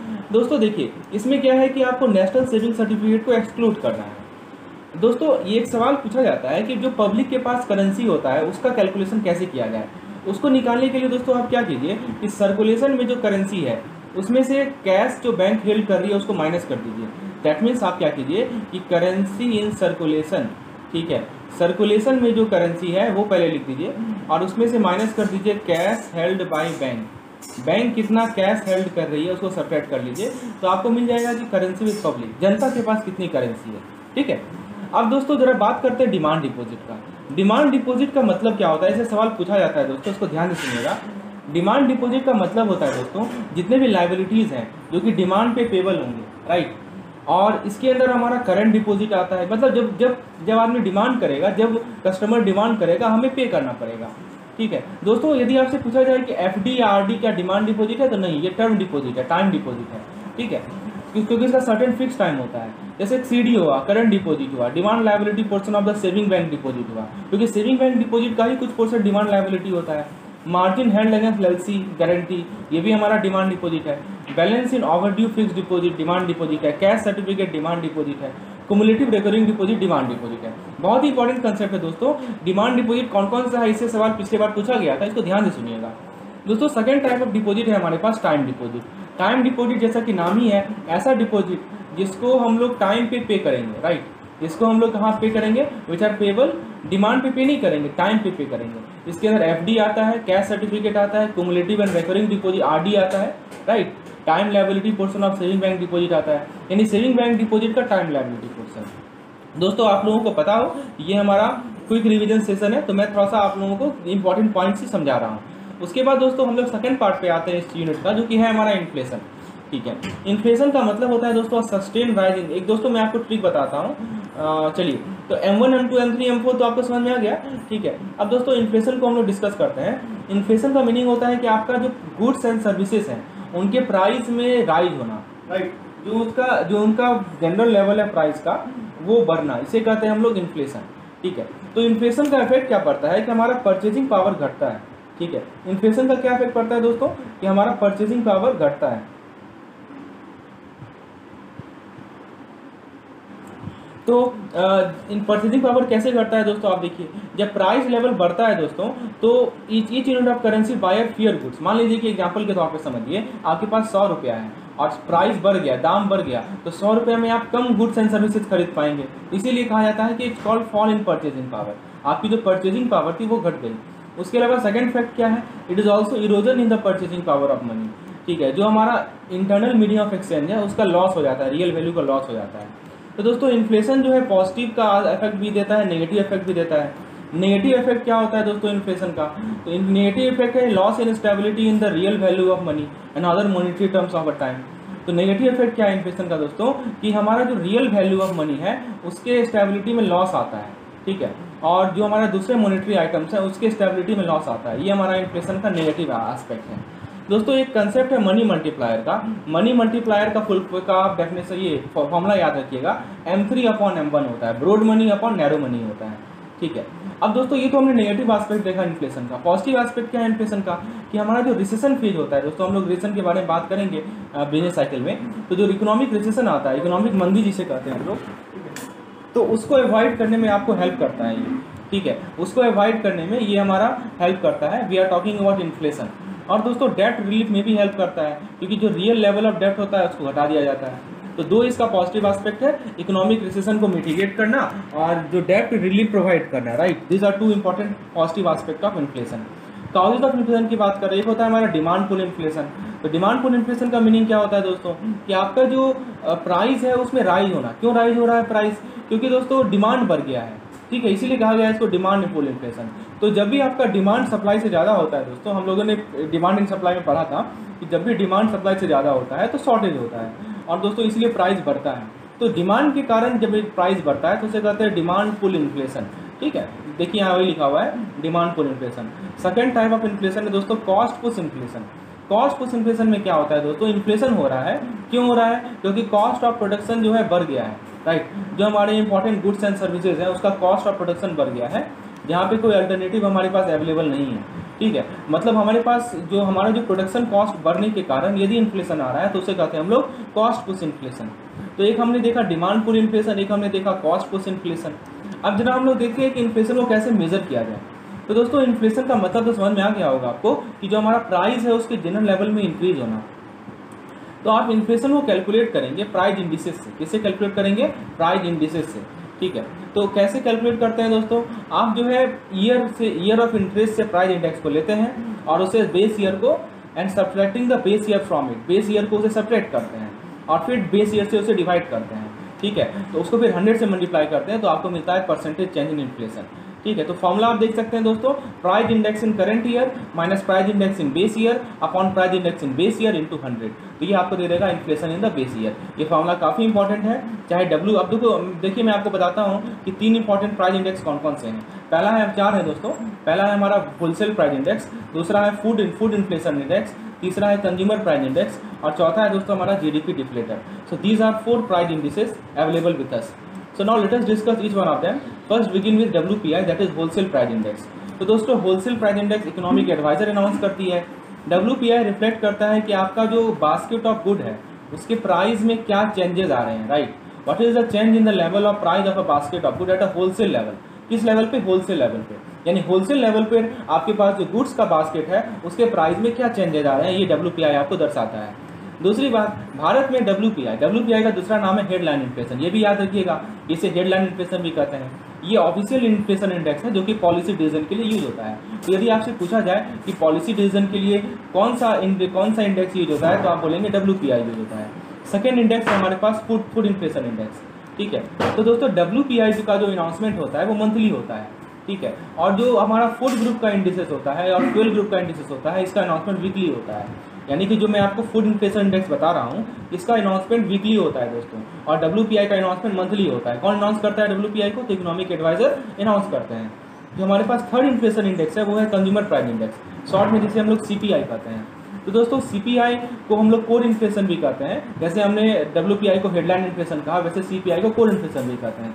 याद रखना काफ़ी आसान है, C से कोर, C से कंज्यूमर। ठीक है, चलिए CPI क्या रिफ्लेक्ट करता है दोस्तों, कि आपका जो बास्केट ऑफ गुड है उसके प्राइस में कितना चेंज आ रहा है। गुड्स एंड सर्विसेज दोनों इंक्लूड है। आपके पास जो बास्केट में गुड्स एंड सर्विसेज हैं उसके प्राइस में कितना चेंज आ रहा है, जो कि हाउस होल्ड या तो परचेज कर रही है या तो कंज्यूम कर रही है। यहाँ देखिए हाउस होल्ड लेवल पे बात हो रही है, होलसेल वाला होलसेल लेवल पे बात हो रही थी। दैट मीन्स ये आपको प्राइस मेजर कर रहा है रिटेल लेवल पर, राइट। तो ये जो है कॉस्ट ऑफ लिविंग इंडेक्स है, पॉपुलरली इसे हम लोग कोर इन्फ्लेशन कहते हैं, राइट। चलिए, तो आपको सीपीआई भी समझ में आ गया।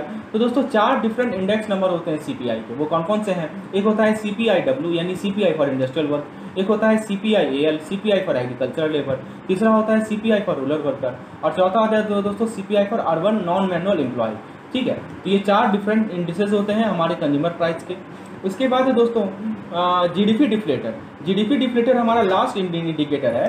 तो जीडीपी डिफ्लेटर आपको ये बताता है दोस्तों कि लेवल ऑफ प्राइस ऑफ, देखिए दोस्तों जीडीपी डिफ्लेटर का क्या मीनिंग है वो समझिए, कि जितने भी नए domestically produce final goods and services हैं हमारे इकोनॉमी में, उसका मेजर क्या है। ध्यान दीजिएगा, definition is very very very important, क्योंकि दोस्तों डेफिनेशन को समझना बहुत जरूरी है कि हमारे अर्थव्यवस्था में जितने भी नए डोमेस्टिकली मतलब भारत के अंदर जितने भी चीज़ प्रोड्यूस हो रहे हैं, गुड्स एंड सर्विस प्रोड्यूस हो रहे हैं, उसका लेवल क्या है, उसके प्राइस का लेवल क्या है, ठीक है। ये जीडीपी डिफ्लेटर आपको बताता है। कभी कभी डेफिनेशन से भी सवाल पूछ लिया जाता है। तो जीडीपी डिफ्लेटर का फॉर्मूला याद रखिएगा, नॉमिनल जीडीपी को नॉमिनेटर में, रियल जीडीपी को डिनोमिनेटर में, और रियल जीडीपी को हम लोग बेस प्राइस कहते हैं, नॉमिनल जीडीपी को करंट प्राइस कहते हैं। ये सब ध्यान रखिएगा दोस्तों, एक एक जो मैं एक एक पॉइंट बता रहा हूँ ना, सबसे क्वेश्चन आता है। करंट प्राइस लिख देगा तो वही नॉमिनल जीडीपी होता है, बेस प्राइस लिख देगा वही रियल जीडीपी होता है। नॉमिनल जीडीपी कैलकुलेट किया जाता है करंट प्राइस के बेसिस पर, रियल जीडीपी कैलकुलेट किया जाता है बेस प्राइस के बेसिस पर, और परसेंटेज निकालने के लिए 100 से मल्टीप्लाई कर देना है। तो इस प्रकार से हमने अपने यूनिट 3 को क्विकली रिवाइज किया। यूनिट 4 पे जाने से पहले मैं आप लोगों को अपने प्लान्स के बारे में बताना चाहता हूँ।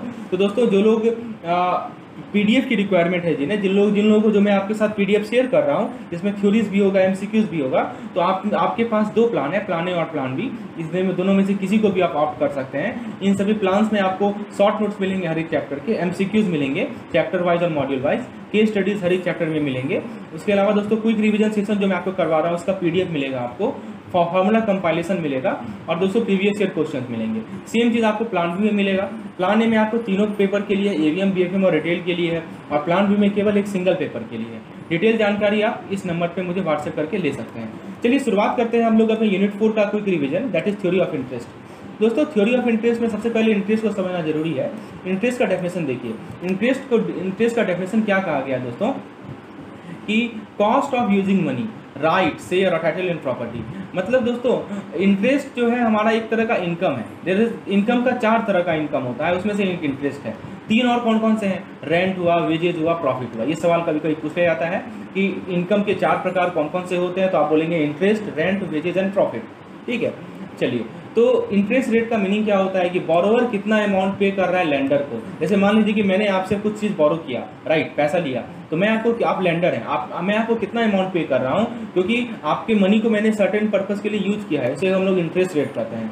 दोस्तों इंटरेस्ट के एलिमेंट्स की बात करें तो 3 तरह के एलिमेंट्स होते हैं इंटरेस्ट के। पहला होता है दोस्तों कि आपने जो लोन दिया है उसमें जो रिस्क इन्वॉल्व है उसके लिए आप पेमेंट लेते हैं। दूसरा है दोस्तों आप ट्रबल इन्वॉल्व है उसके लिए पेमेंट लेते हैं। और तीसरा होता है दोस्तों मनी का यूज़ के लिए आप पेमेंट लेते हैं, जिसे हम लोग प्योर इंटरेस्ट करते हैं। इसको आप ग्राफिकली यहाँ पे देख भी सकते हैं दोस्तों। तो ये हमारा 3 तरह का एलिमेंट है इंटरेस्ट का, ठीक है। तो दोस्तों अब जरा एक चीज़ को समझिए कि 2 तरह का लोन है दोस्तों, एक होता है हमारा शॉर्ट टर्म अनसिक्योर्ड लोन और एक होता है हमारा सिक्योर्ड लोन, राइट। तो दोस्तों अनसिक्योर्ड लोन में इंटरेस्ट मान लीजिए I1 है, सिक्योर्ड लोन में इंटरेस्ट मान लीजिए I2 है। तो क्या कहा गया दोस्तों कि अनसिक्योर्ड लोन में जो रेट ऑफ इंटरेस्ट होता है वो ज़्यादा होता है as compare to secured loan. और दोस्तों ये एक होता है लॉन्ग टर्म लोन और एक होता है शॉर्ट टर्म लोन। तो लॉन्ग टर्म लोन में जो रेट ऑफ इंटरेस्ट होता है वो ज़्यादा होता है as compare to short term loan. ये बेसिक कंसेप्ट है दोस्तों। हमारा जो रेट ऑफ इंटरेस्ट का पहला थ्योरी है वो है क्लासिकल थ्योरी। क्लासिकल थ्योरी को हम लोग प्रपोन किया था मार्शल एंड फिशर ने, इसे हम लोग डिमांड एंड सप्लाई थ्योरी भी कहते हैं।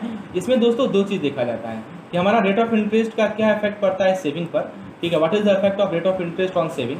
तो क्या इफेक्ट है दोस्तों, सिंपल सा चीज़ है, जब रेट ऑफ इंटरेस्ट बढ़ेगा तो जो सेवर्स हैं और ज़्यादा पैसा सेव करते हैं, ठीक है। तो क्या होता है दोस्तों, अल्टीमेटली ये मतलब सेविंग बढ़ता है, समझ रहे हैं। रेट ऑफ इंटरेस्ट बढ़ने से हमारा सेविंग बढ़ता है। तो ग्राफिकली आप इसको देख सकते हैं दोस्तों, रेट ऑफ इंटरेस्ट को वाई एक्सिस पे, सेविंग एंड इन्वेस्टमेंट को एक्स एक्सिस पे। तो जैसे जैसे रेट ऑफ इंटरेस्ट बढ़ रहा है वैसे वैसे हमारा सेविंग भी बढ़ रहा है। तो ये डायरेक्टली प्रोपोर्शनल है, ठीक है। वही चीज़ लिखा गया, rate of interest directly with saving. तो एक तो हमने देखा कि रेट ऑफ इंटरेस्ट सेविंग से कैसे डिपेंड करता है।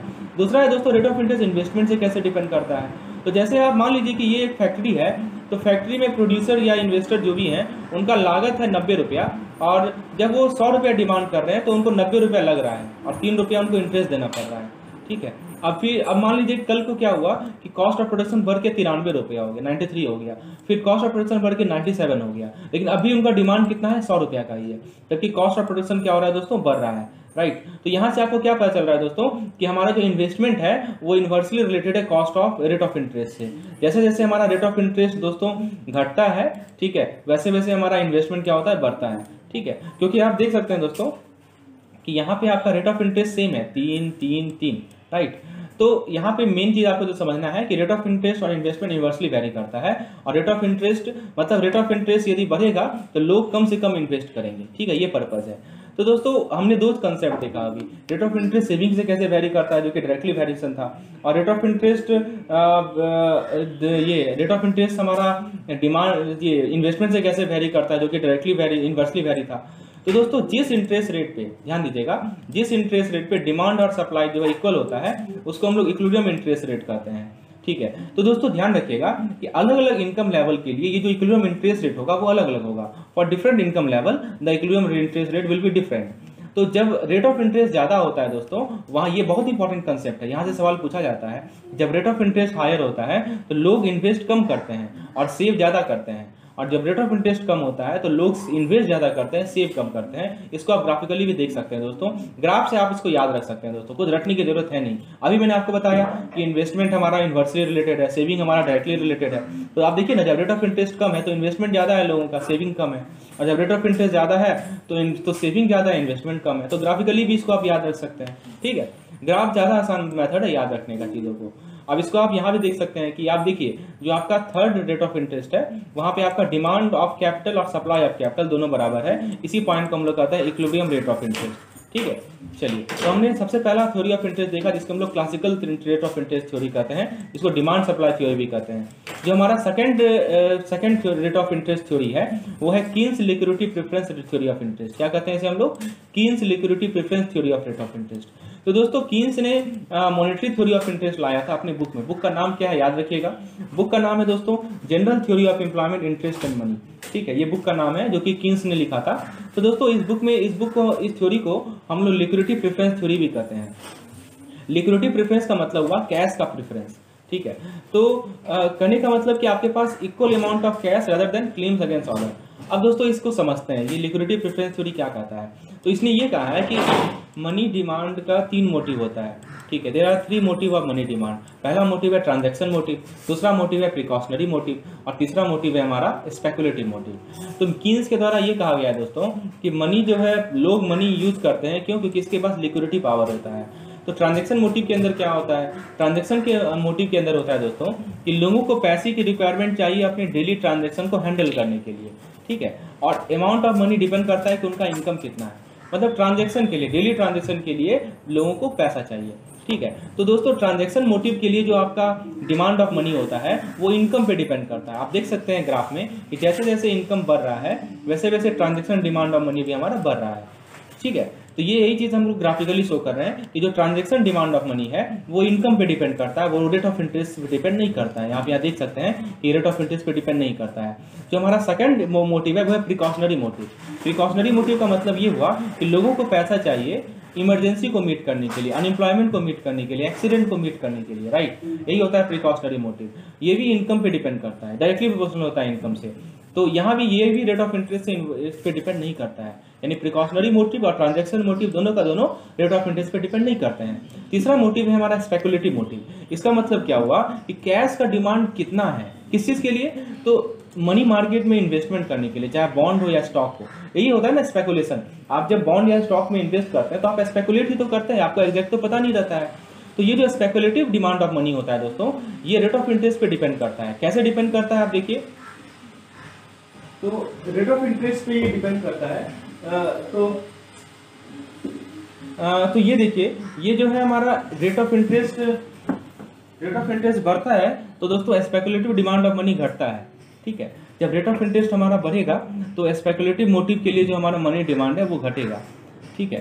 तो अभी तक हमने क्या देखा दोस्तों, 3 डिमांड ऑफ मनी देखा जो कि कीन्स ने प्रपोन किया था। पहला था हमारा ट्रांजैक्शन, दूसरा था हमारा प्रिकॉशनरी और तीसरा था हमारा स्पेकुलेटिव। अब दोस्तों यहाँ पे आप ग्राफिकली भी देख सकते हैं, ये जो रेट ऑफ इंटरेस्ट है और ये LS है वो इन्वर्सली रिलेटेड है। तो यदि हम बात करें मनी डिमांड कर्व का, तो मनी डिमांड कर्व क्या होगा, तीनों को जोड़ दीजिए ना, LT को जोड़ दीजिए, LS को जोड़ दीजिए, LP को जोड़ दीजिए। LT यानी ट्रांजैक्शन मोटिव डिमांड, LS यानी स्पेकुलेटिव मोटिव डिमांड, LP यानी प्रिकॉशनरी मोटिव डिमांड। तो अल्टीमेटली आप कह सकते हैं ना कि ये तीनों का तीनों दो चीज पे डिपेंड कर रहा है, एक तो इनकम पे और एक हमारा रेट ऑफ इंटरेस्ट पे। तो इसको आप ग्राफिकली यहाँ पे शो कर सकते हैं दोस्तों। देखिए ये हमारा MT है जो कि रेट ऑफ इंटरेस्ट से नहीं रिलेटेड है, MT में आ गया आपका LT प्लस LS और ये हमारा स्पेकुलेटिव मोटिव है। तो अल्टीमेटली जो आपका कर्व बनेगा वो ये कर्व बनेगा, रेट ऑफ इंटरेस्ट हमारा y एक्सिस पे, मनी डिमांड कर्व हमारा x एक्सिस पे, और देख सकते हैं जो हमारा हाइपरबोलिक कर्व बना है ये हमारा कर्व है। तो यहाँ से क्या आप देख रहे हैं कि जो आपका मनी डिमांड है वो रेट ऑफ इंटरेस्ट से इन्वर्सली रिलेटेड है, ठीक है।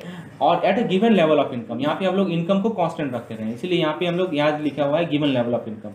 मतलब इस कर्व में याद रखिएगा कि हम लोग इनकम को कांस्टेंट रखे हैं, मतलब एक फिक्स्ड इनकम के लिए कर्व को ड्रॉ किए हैं। अब मान लीजिए कि इनकम बढ़ गया तो क्या होगा, है ना, मैंने बोला ना आपको कि ये फिक्स्ड इनकम के लिए ये पार्टिकुलर कर्व ड्रॉ किया गया है, ठीक है। तो मान लीजिए इनकम बढ़ जाएगा ना तो कर्व अपवर्ड शिफ्ट हो जाएगा। जैसे मान लीजिए एक इनकम है आपका ये वाला LP1 और दूसरा इनकम है LP2, तो ये जो I2 है वो I1 से ज्यादा है, इसीलिए अपवर्ड शिफ्ट हो गया। वही मैंने आपको बताया कि जब इनकम बढ़ जाएगा तो कर्व अपवर्ड शिफ्ट हो जाता है। ये चीज आपको समझ में आ गया, हम लोग डिमांड ऑफ मनी समझ लिए। अब बात करते हैं सप्लाई ऑफ मनी का। तो दोस्तों मनी का जो सप्लाई होता है, जैसे कि हम लोगों ने पिछले लेक्चर में भी देखा था मॉनेटरी सप्लाई में, कि वो मॉनेटरी अथॉरिटी डिसाइड करती है और उसको रेट ऑफ इंटरेस्ट से इनवेरिएबल माना जाता है कि रेट ऑफ इंटरेस्ट पे वो डिपेंड नहीं करती है। मॉनेटरी अथॉरिटी कौन है, RBI डिसाइड करती है, गवर्नमेंट ऑफ इंडिया डिसाइड करती है। इसीलिए जो हमारा मनी सप्लाई कर्व है वो वर्टिकल है, वो रेट ऑफ इंटरेस्ट से इंडिपेंडेंट है। तो दोस्तों अब आप क्या करेंगे, डिमांड ऑफ मनी आपको मिल गया, सप्लाई ऑफ मनी मिल गया, तो आप इक्विलिब्रियम तो बता सकते हैं ना। तो दोनों कर्व को एक जगह मर्ज कर दीजिए। तो ये देखिए ये हमारा MS कर्व है, ये हमारा LP कर्व है, लिक्विडिटी प्रेफरेंस कर्व है, ठीक है। तो जिस पॉइंट पे मीट करेगा उसको हम इक्विलिब्रियम कर्व, इक्विलिब्रियम पॉइंट कहेंगे, ठीक है। इसीलिए लिखा गया ऐसे मनी सप्लाई कर्व, इसको लिखा गया मनी डिमांड कर्व। यहाँ पे हमारा रेट ऑफ इंटरेस्ट है, यहाँ पे हमारा क्वांटिटी ऑफ मनी है, ठीक है। ये कर्व आपको समझ में आ गया, वही चीज मैंने यहाँ भी ड्रॉ किया है। अब ये चीज समझिए, मान लीजिए कि रेट ऑफ इंटरेस्ट ये हमारा इक्विलिब्रियम रेट ऑफ इंटरेस्ट है, इसी को समझिए, बहुत इंपॉर्टेंट कंसेप्ट है। यदि हमारा R1 जो है जो हमारा रेट ऑफ इंटरेस्ट है वो इक्विलिब्रियम रेट ऑफ इंटरेस्ट से ज्यादा है, ठीक है। तो जो हमारा यहाँ पे देखिए यदि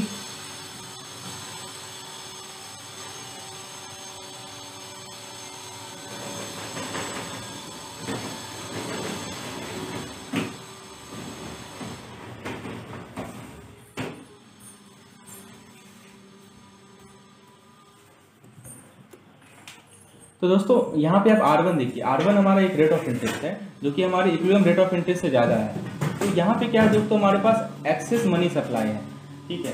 यहाँ पे हमारे पास क्या है, एक्सेस मनी सप्लाई है जो कि MN से रिप्रेजेंट हो रहा है, एक्सेस मनी सप्लाई MN। तो इसमें क्या होगा दोस्तों कि increase in rate of interest will cause increase in purchase of bond, ठीक है। कि हमारा जब रेट ऑफ इंटरेस्ट बढ़ेगा तो वहाँ पे क्या होगा कि बॉन्ड का परचेज बढ़ जाएगा, ठीक है। ये पहला पॉइंट है। उसके बाद क्या है दोस्तों, लोग क्या करेंगे कि सारे के सारे कैश को बॉन्ड में कन्वर्ट करेंगे, ये एक्सपेक्टेशन के साथ कि R1 जो है R घट जाएगा। क्योंकि दोस्तों हमेशा ये टेंडेंसी होती है कि इक्विलिब्रियम की तरफ मूव करने का। तो R1 किधर मूव करेगा, R की तरफ मूव करेगा। दैट मीन्स आपका कहने का मतलब क्या हुआ कि बॉन्ड का परचेज बढ़ जाएगा, सारा का सारा कैश को लोग बॉन्ड में कन्वर्ट करेंगे, ठीक है। तो ये चीज़ समझ में आ गया। उसके बाद दोस्तों सेकेंड पॉइंट है कि यदि R2 जो है R से कम हो, यदि rate of interest equilibrium rate of interest से कम हो, दैट मीन्स आपका ये वाला जोन है, ये वाला जोन है दोस्तों, ठीक है। तो यहाँ पे आपका एक्सेस मनी डिमांड है, राइट। यहाँ पे क्या है दोस्तों, एक्सेस मनी डिमांड है, ठीक है। तो यहाँ पे यदि रेट ऑफ इंटरेस्ट घटेगा, ठीक है, तो क्या होगा, बॉन्ड का परचेज घट जाएगा, तो लोग बॉन्ड को कैश में बदल देंगे, ठीक है। ये एक्सपेक्टेशन के साथ कि R2 जो है R बन जाएगा, मतलब R2 जो है R बनेगा, इक्विलिब्रियम की तरफ मूव करेगा, ठीक है। तो यदि रेट ऑफ इंटरेस्ट हमारा घटता है तो लोग क्या करेंगे, बॉन्ड को कैश में बदल देंगे। तो ये चीज ध्यान रखिएगा कि किस केस में कैश बॉन्ड में बदला जाता है और किस केस में बॉन्ड कैश में बदला जाता है। दोस्तों ये जो हमारा Keynes theory of liquidity preference theory of interest था, इसका मेजर ड्रॉबैक क्या है कि इसने विजुलाइज किया कि लोग जो है अपने एसेट को या तो मनी में होल्ड करते हैं या सारा का सारा बॉन्ड में होल्ड करते हैं, ठीक है। ये सबसे बड़ा इसका मेजर ड्रॉबैक था, ठीक है। या तो उसने कहा दो ही एसेट है लोगों के पास, या तो मनी है या कैश है या बॉन्ड है, ठीक ठीक है। अब दोस्तों हम लोग देखते हैं कि मनी सप्लाई का क्या इफेक्ट, मनी सप्लाई की इंक्रीज का क्या इफेक्ट पड़ता है रेट ऑफ इंटरेस्ट पे। ठीक है, आप ये कर्व देखिए, rate of interest Y axis पे है, क्वांटिटी ऑफ मनी हमारा एक्स एक्सिस पे है, ये हमारा लिक्विडिटी प्रेफरेंस कर्व है। अब आपको मैं ये बताऊंगा कि मनी सप्लाई बढ़ गया। देखिए सबसे पहले MS1 कर्व था, अब ये राइटवर्ड शिफ्ट हो गया तो MS2 हो गया, मतलब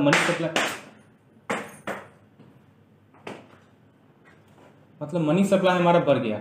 ठीक है, तो दोस्तों इनिशियल डिमांड ऑफ मनी क्या था हमारा, इनिशियल डिमांड ऑफ मनी था ON, नया डिमांड ऑफ मनी क्या हो गया OR, इक्विलिब्रियम रेट। दोस्तों मैं आपको रिजल्ट बताता हूं कि जब आप मनी सप्लाई आपका बढ़ेगा ना तो रेट ऑफ इंटरेस्ट आपका घट जाएगा। आप देख सकते हैं दोस्तों कि जो आपका इक्विलिब्रियम रेट ऑफ इंटरेस्ट था वो पहले था हमारा E, ठीक है, R था, और घट के R' हो गया। तो ये फाइनल रिजल्ट है कि जब आपका मनी सप्लाई बढ़ता है तो रेट ऑफ इंटरेस्ट आपका घट जाता है।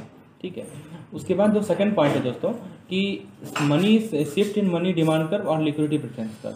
ठीक है, तो मनी डिमांड कर्व का शिफ्ट होना, अब देखिए एक LP है, एक हमारा LP1 है, LP2 हो गया, ये हमारा शिफ्टिंग कहलाएगा मनी डिमांड कर्व का। ठीक है, तो आपका मनी डिमांड कर्व को कौन कौन सा फैक्टर इफेक्ट करता है, तो सबसे पहला फैक्टर है नॉमिनल इनकम। ठीक है, नॉमिनल इनकम यदि बढ़ेगा तो दोस्तों ट्रांजैक्शन और प्रिकॉशनरी मोटिव का डिमांड बढ़ेगा, इसलिए अपवर्ड शिफ्ट हो जाता है मनी डिमांड कर्व में, जैसा कि आप इस पिक्चर में देख पा रहे हैं। दूसरा है दोस्तों बॉन्ड प्राइस का चेंज होना, इंटरेस्ट रेट का मूवमेंट होना। तो यदि रेट ऑफ इंटरेस्ट बढ़ेगा तो मनी डिमांड या लिक्विडिटी प्रेफरेंस पर स्पेकुलेटिव मोटिव बढ़ेगा। ठीक है, तो इसलिए मनी डिमांड कर्व जो है अपवर्ड शिफ्ट हो जाएगा। दो फैक्टर है, एक नॉमिनल इनकम है और दूसरा है बॉन्ड प्राइस का चेंज होना, जो कि हमारे मनी डिमांड कर्व को अफेक्ट करता है। दोस्तों इसके बाद जो हमारे पास है वो है हिग्स हैंसन सिंथेसिस, इसको हम लोग ISLM कर्व मॉडल कहते हैं। तो अभी तक हमने दो इकोनॉमिस्ट को पढ़ा, एक थे हमारे क्लासिकल इकोनॉमिस्ट, उन्होंने ये कहा कि रेट ऑफ इंटरेस्ट जो है वो रियल फेनोमेना है। ठीक है, और रेट ऑफ इंटरेस्ट डिसाइड होता है सेविंग से और इन्वेस्टमेंट से। ठीक है, और दूसरा जो हमने इकोनॉमिक्स को देखा वो थे हमारे कीन्स। ठीक है, कीन्स ने ये कहा कि रेट ऑफ इंटरेस्ट प्योरली एक मॉनेटरी फेनोमेना है। तो हिग्स हैंसन ने क्या किया कि क्लासिकल इकोनॉमिक्स और कीन्स की थ्योरी को इंटीग्रेट किया। ठीक है, तो यहाँ पे उन्होंने क्या किया, integrated both the real parameter of saving and investment और मॉनेटरी पैरामीटर। तो सेविंग एंड इन्वेस्टमेंट था हमारा क्लासिकल इकोनॉमिक्स का पैरामीटर और मॉनेटरी पैरामीटर था हमारा कीन्स के द्वारा दिया गया। ठीक है, तो ISLM एनालिसिस से हिग्स एंड हैंसन ने दोनों को इंटीग्रेट किया। ठीक है, तो IS का फुल फॉर्म है इन्वेस्टमेंट सेविंग, LM का फुल फॉर्म है लिक्विडिटी प्रेफरेंस। तो इकोनॉमी में दो पार्ट होता है, एक होता है रियल सेक्टर जिसको हम लोग गुड्स एंड सर्विसेज कहते हैं, एक होता है मॉनेटरी सेक्टर जिसको हम लोग मॉनेटरी एसेट कहते हैं। IS कर्व कैसा होता है दोस्तों, IS कर्व बेस्ड है classical theory of rate of interest पे। ठीक है, तो IS कर्व आप देख सकते हैं कि यहाँ पे रेट ऑफ इंटरेस्ट है, यहाँ पे सेविंग इन्वेस्टमेंट है। ठीक है, तो ये देखिए हमारा, ठीक है, यहाँ पे ये देखिए ये हमारा ये सेविंग कर्व है जो कि अपवर्ड स्लोपिंग है, और ये डिमांड कर्व है जो कि डाउनवर्ड स्लोपिंग है। ठीक है, तो इसको IS कर्व ये वाला है हमारा, ये रेट ऑफ इंटरेस्ट और करंट आउटपुट में इन्वर्स रिलेशन है। तो इसको आप लोग कह सकते हैं कि जैसे जैसे इनकम बढ़ता है, as income increases rate of interest fall, so IS curve slope downward. IS curve का स्लोप कैसा होता है, डाउनवर्ड स्लोपिंग होता है। आप यहाँ देख सकते हैं ये स्लोप डाउनवर्ड है। दूसरा है हमारा LM कर्व। LM कर्व दोस्तों Keynesian liquidity preference theory of interest से आया है। ठीक है, तो ये कैसा है दोस्तों, ये कर्व जो है अपवर्ड स्लोपिंग है, आप देख सकते हैं। तो अब जरा देखते हैं कि फैक्टर कौन कौन सा है जो कि LM कर्व को शिफ्ट करता है। पहला है चेंज इन मनी सप्लाई और दूसरा है shift in money demand curve. ठीक है, ये दो फैक्टर है। तो चेंज इन मनी सप्लाई कैसे अफेक्ट करता है वो देख सकते हैं, इतना डिटेल में मैं नहीं जा रहा हूँ। फिर डिक्रीज इन मनी सप्लाई भी अफेक्ट करता है, तो ये हम लोग ऑलरेडी डिस्कस किया अपने वीडियो लेसन में। इतना डिटेल में अभी हम लोग शॉर्ट, ये हमारा क्विक रिवीजन सेशन है तो शॉर्ट में आपको बता रहा हूँ। जब आप ISLM कर्व को कंबाइन करेंगे, ठीक है, तो ऐसा कुछ बनेगा, ये इक्विलिब्रियम पॉइंट कहलाता है। तो कंबाइनिंग IS और LM curve relates the two variable, पहला इनकम, दूसरा रेट ऑफ इंटरेस्ट। इनकम यहाँ पे है और रेट ऑफ इंटरेस्ट यहाँ पे है। तो ISLM कर्व आपके दो वेरिएबल को रिलेट करता है, इनकम को और रेट ऑफ इंटरेस्ट को। ठीक है, तो IS कर्व जो है क्लासिकल थ्योरी ऑफ इंटरेस्ट से आया है जो कि डाउनवर्ड स्लोपिंग होता है, जबकि LM कर्व किन्सियन थ्योरी से आया है जो कि अपवर्ड स्लोपिंग होता है। जिस पॉइंट पे इंटरसेक्ट करता है उसको हम लोग इक्विलिब्रियम रेट ऑफ इंटरेस्ट कहते हैं। तो हिग्स एंड हैंसन के द्वारा क्या कहा गया कि चाहे वो मॉनेटरी हो चाहे वो रियल फैक्टर हो, दोनों के दोनों अफेक्ट करते हैं। ठीक है, हमारे डिमांड और सप्लाई को। तो ये था हमारा दोस्तों यूनिट 4 का क्विक रिवीजन। अब मैं आप लोगों को ले चलता हूँ अपने यूनिट 5 के क्विक रिवीजन पे। यूनिट 5 पे जाने से पहले दोस्तों मैं आप लोगों को अपने मॉक टेस्ट के प्लान के बारे में बताना चाहता हूँ। तो जो लोग फुल लेंथ मॉक टेस्ट में अपियर होना चाहते हैं, दोस्तों जो लोग प्रीवियस ईयर क्वेश्चंस को प्रिपेयर करना चाहते हैं, प्रीवियस ईयर क्वेश्चन पे बेस्ड प्रैक्टिस करना चाहते हैं, तो वो ये फुल लेंथ मॉक टेस्ट को आप कर सकते हैं। यहाँ पे आपको डिटेल दी गई है, 5 full length mock test conduct किया जाएगा। प्रत्येक फुल लेंथ मॉक टेस्ट में 100 क्वेश्चन होंगे। इसका आपको PDF सॉल्यूशन मिलेगा, आपको इसका आपका जो आंसर सीट है वो आपको अपने मेल पे मिल जाएगा। तो आपका डिटेल यहाँ देख सकते हैं। जो लोग इसमें इच्छुक हैं तो वो मुझे इस नंबर पे व्हाट्सएप करें, मैं आपको डिटेल प्रोवाइड करूँगा। चलिए हम लोग अपने यूनिट 5 को रिवाइज करते हैं, जो कि है हमारा बिजनेस साइकिल। तो आइए दोस्तों बिजनेस साइकिल को हम लोग देखते हैं, इंपॉर्टेंट कंसेप्ट को डिस्कशन करते हैं। दोस्तों बिजनेस साइकिल को हम लोग इकोनॉमिक साइकिल भी कहते हैं। क्या कहते हैं इसको हम लोग? इकोनॉमिक साइकिल कहते हैं, ठीक है, या इसे ट्रेड साइकिल भी कहते हैं। यहाँ पे क्या होता है दोस्तों कि हमारे जो आर्थिक गतिविधियाँ हैं उसमें फ्लक्चुएसन होता है। जैसे मान लीजिए कि आपका जीडीपी हुआ, जिसमें बढ़ना या इसका घटना, ठीक है, इसे ही कहलाता है हमारा बिजनेस साइकिल, ठीक है। तो बिजनेस साइकिल का मतलब समझ में आ गया कि हमारा जो इकोनॉमिक एक्टिविटीज है उसमें फ्लक्चुएसन होना। तो दोस्तों कुछ क्वेश्चन है बिजनेस साइकिल पे। अब जरा कुछ कैरेक्टरिस्टिक्स है बिजनेस साइकिल का, वो जरा देखते हैं। सबसे पहला कैरेक्टरिस्टिक्स है कि जो साइक्लिकल फ्लक्चुएशन होता है वो वेव लाइक मूवमेंट होता है। कैसा मूवमेंट होता है दोस्तों? वेव लाइक मूवमेंट होता है, ठीक है। साइक्लिकल फ्लक्चुएशन और वेव लाइक मूवमेंट। दूसरा है दोस्तों फ्लक्चुएशन जो होता है, वेव समझते हैं ना, जैसे क्रेस्ट बनता है, ट्रफ बनता है, यही होता है वेव। दूसरा है दोस्तों कि फ्लक्चुएशन जो होता है वो रेकरेंट होता है। तीसरा होता है दोस्तों कि नॉन पीरियोडिक होता है। चौथा होता है दोस्तों कि नॉन सीजनल होता है। पांचवा है दोस्तों सिंक्रोनिक है। दोस्तों बहुत इंपॉर्टेंट है, ये 5 से सवाल हर एक साल पूछा ही जाता है, इसको आप ध्यान से सुन लीजिएगा, ठीक है। मैं फिर से रिपीट कर रहा हूँ, वेव होगा, रिकरेंट होगा, नॉन पीरियोडिक होगा, नॉन सीजनल होगा, सिंक्रोनिक होगा। सिंक्रोनिक का मतलब ये हुआ कि एक बार आया फिर दूसरी बार आएगा, ठीक है, सिंक्रोनाइज होता है। तो ये चीज़ है, मतलब एक इंडस्ट्री में यदि आएगा तो दूसरे इंडस्ट्री में भी वो आएगा, यही होता है सिंक्रोनाइज।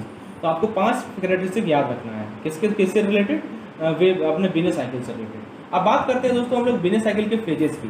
तो दोस्तों देखिए, एक हमारा सबसे पहले एक्सपेंशन आता है, फिर पीक आता है, फिर रिसेशन आता है, डिप्रेशन आता है, ट्रफ आता है, फिर रिकवरी आता है। तो यदि हम बात करें तो 4 फेजेस है बिजनेस साइकिल के, कहीं कहीं आप 5 भी पढ़ेंगे।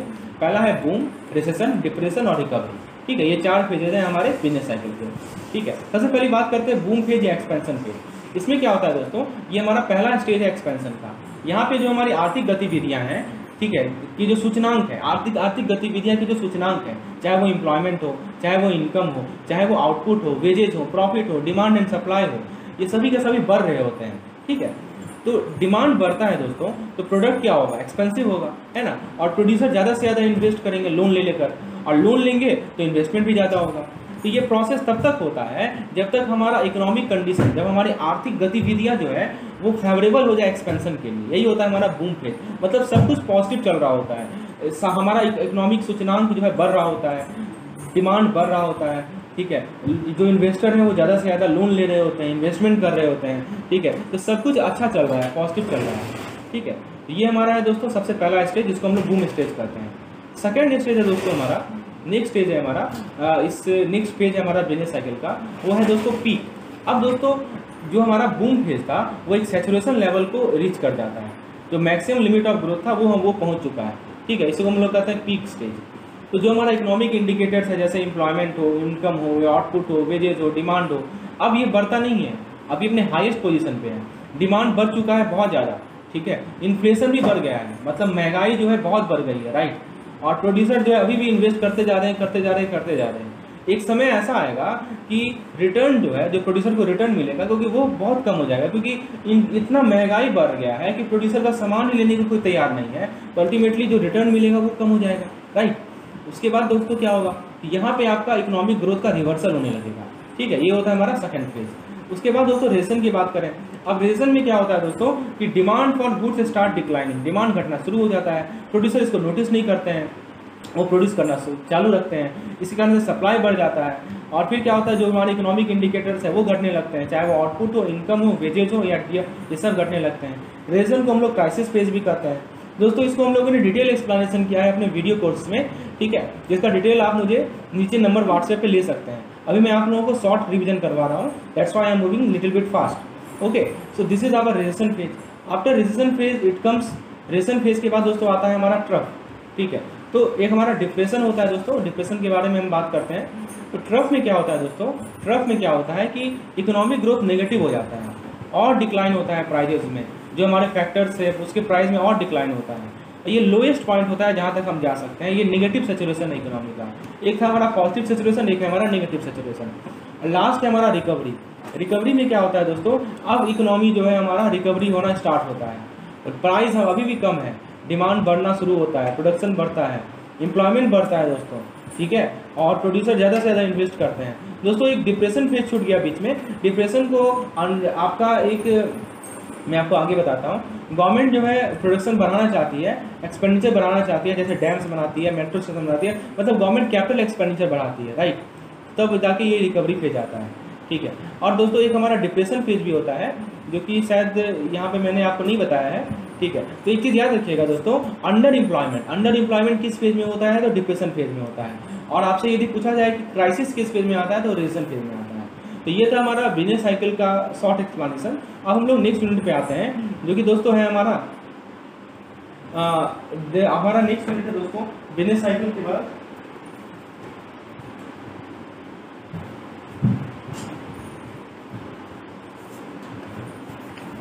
Indian economy and various sector of Indian economy. तो आइए दोस्तों हम लोग इस टॉपिक को रिवाइज करते हैं।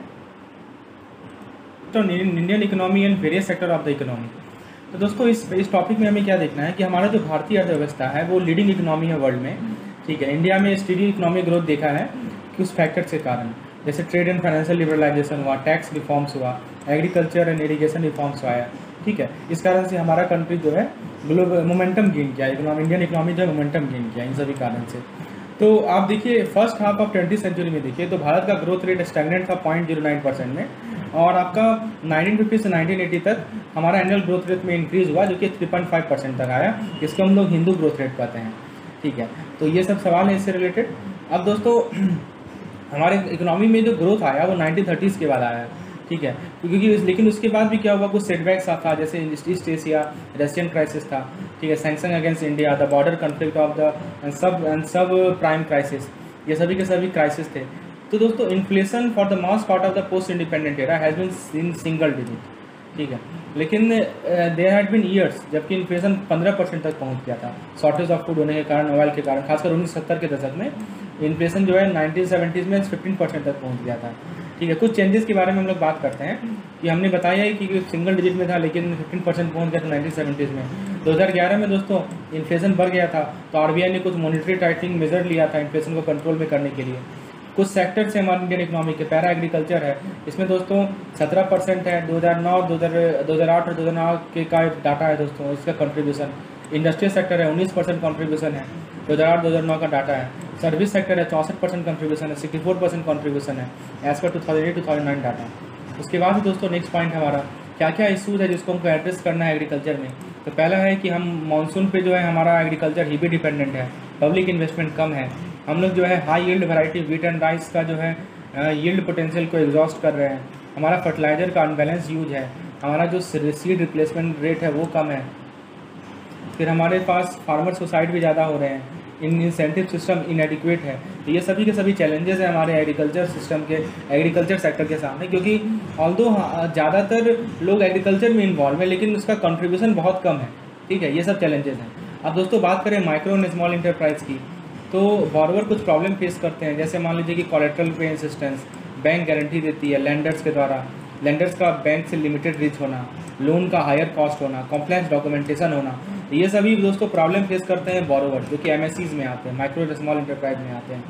और जो लेंडर होते हैं, जो पैसा देने वाले होते हैं, उनका प्रॉब्लम क्या है कि low equity base, absence of marketing tie up, poor credit management, higher NPA and mounting receivable due to delayed bill payment, मतलब उनका रिसीवेबल बढ़ता जाता है, उधारी बढ़ता जाता है क्योंकि बिल पेमेंट डिले होता जाता है। तो एमएससी सेक्टर में दोस्तों देखा है इन्होंने, एमएससी सेक्टर ने देखा है इंक्रीज फ्लो ऑफ क्रेडिट, खासकर आप देखिए 2005 से 2009 के बीच में 3 टाइम्स बढ़ गया। क्यों? क्योंकि कुछ कारण है, इसके पीछे क्या कारण आइए देखते हैं। तो पहले एमएससी को प्रायोरिटी सेक्टर में लाया गया, ठीक है, माइक्रो यूनिट के लिए सब लिमिट डाला गया, ये डिसाइड किया गया कि कोई कोलेटरल नहीं लिया जाएगा 5 लाख तक के लोन पे, और गारंटी दिया गया सीजीटी एमएससी के द्वारा, ठीक है, क्रेडिट गारंटी ट्रस्ट फंड के द्वारा कोलेटरल फ्री लोन का गारंटी दिया गया, ये सिडबी एडमिनिस्ट्रेट करती है। इन सभी कारण से जो है इस लोन का जो है एमएससी इंडस्ट्रीज़ में क्रेडिट का फ्लो बढ़ा है, ठीक है। अब बात करते हैं एमएसएमईडी एक्ट। तो एमएसएमईडी एक्ट 2006 में आया, ये जो है मेजर लैंडमार्क था एमएससी सेक्टर के लिए। तो इसने दोस्तों इंटरप्राइज को 2 कैटेगरी में क्लासीफाई किया। पहला था मैन्युफैक्चरिंग एंड सर्विस इंटरप्राइज, ठीक है, तो ये डिपेंड करता था लेवल ऑफ इन्वेस्टमेंट पे। और दूसरा है दोस्तों इसने कॉन्स्टिट्यूट किया एमएसएमई बोर्ड का, जिसके चेयरमैन यूनियन मिनिस्टर होते हैं, नेशनल बोर्ड ऑफ एमएसएमई। तो ये बात को ध्यान रखना है आपको। उसके बाद है दोस्तों नेक्स्ट पॉइंट सर्विस सेक्टर। तो सर्विस सेक्टर का जो कंट्रीब्यूशन है वो 64% है जीडीपी में, हमारे अर्थव्यवस्था में 64% कंट्रीब्यूशन जीडीपी का सर्विस सेक्टर का है, और इसका ग्रोथ जो है सिग्निफिकेंट हुआ है बहुत सारे सालों में, आने वाले सालों में।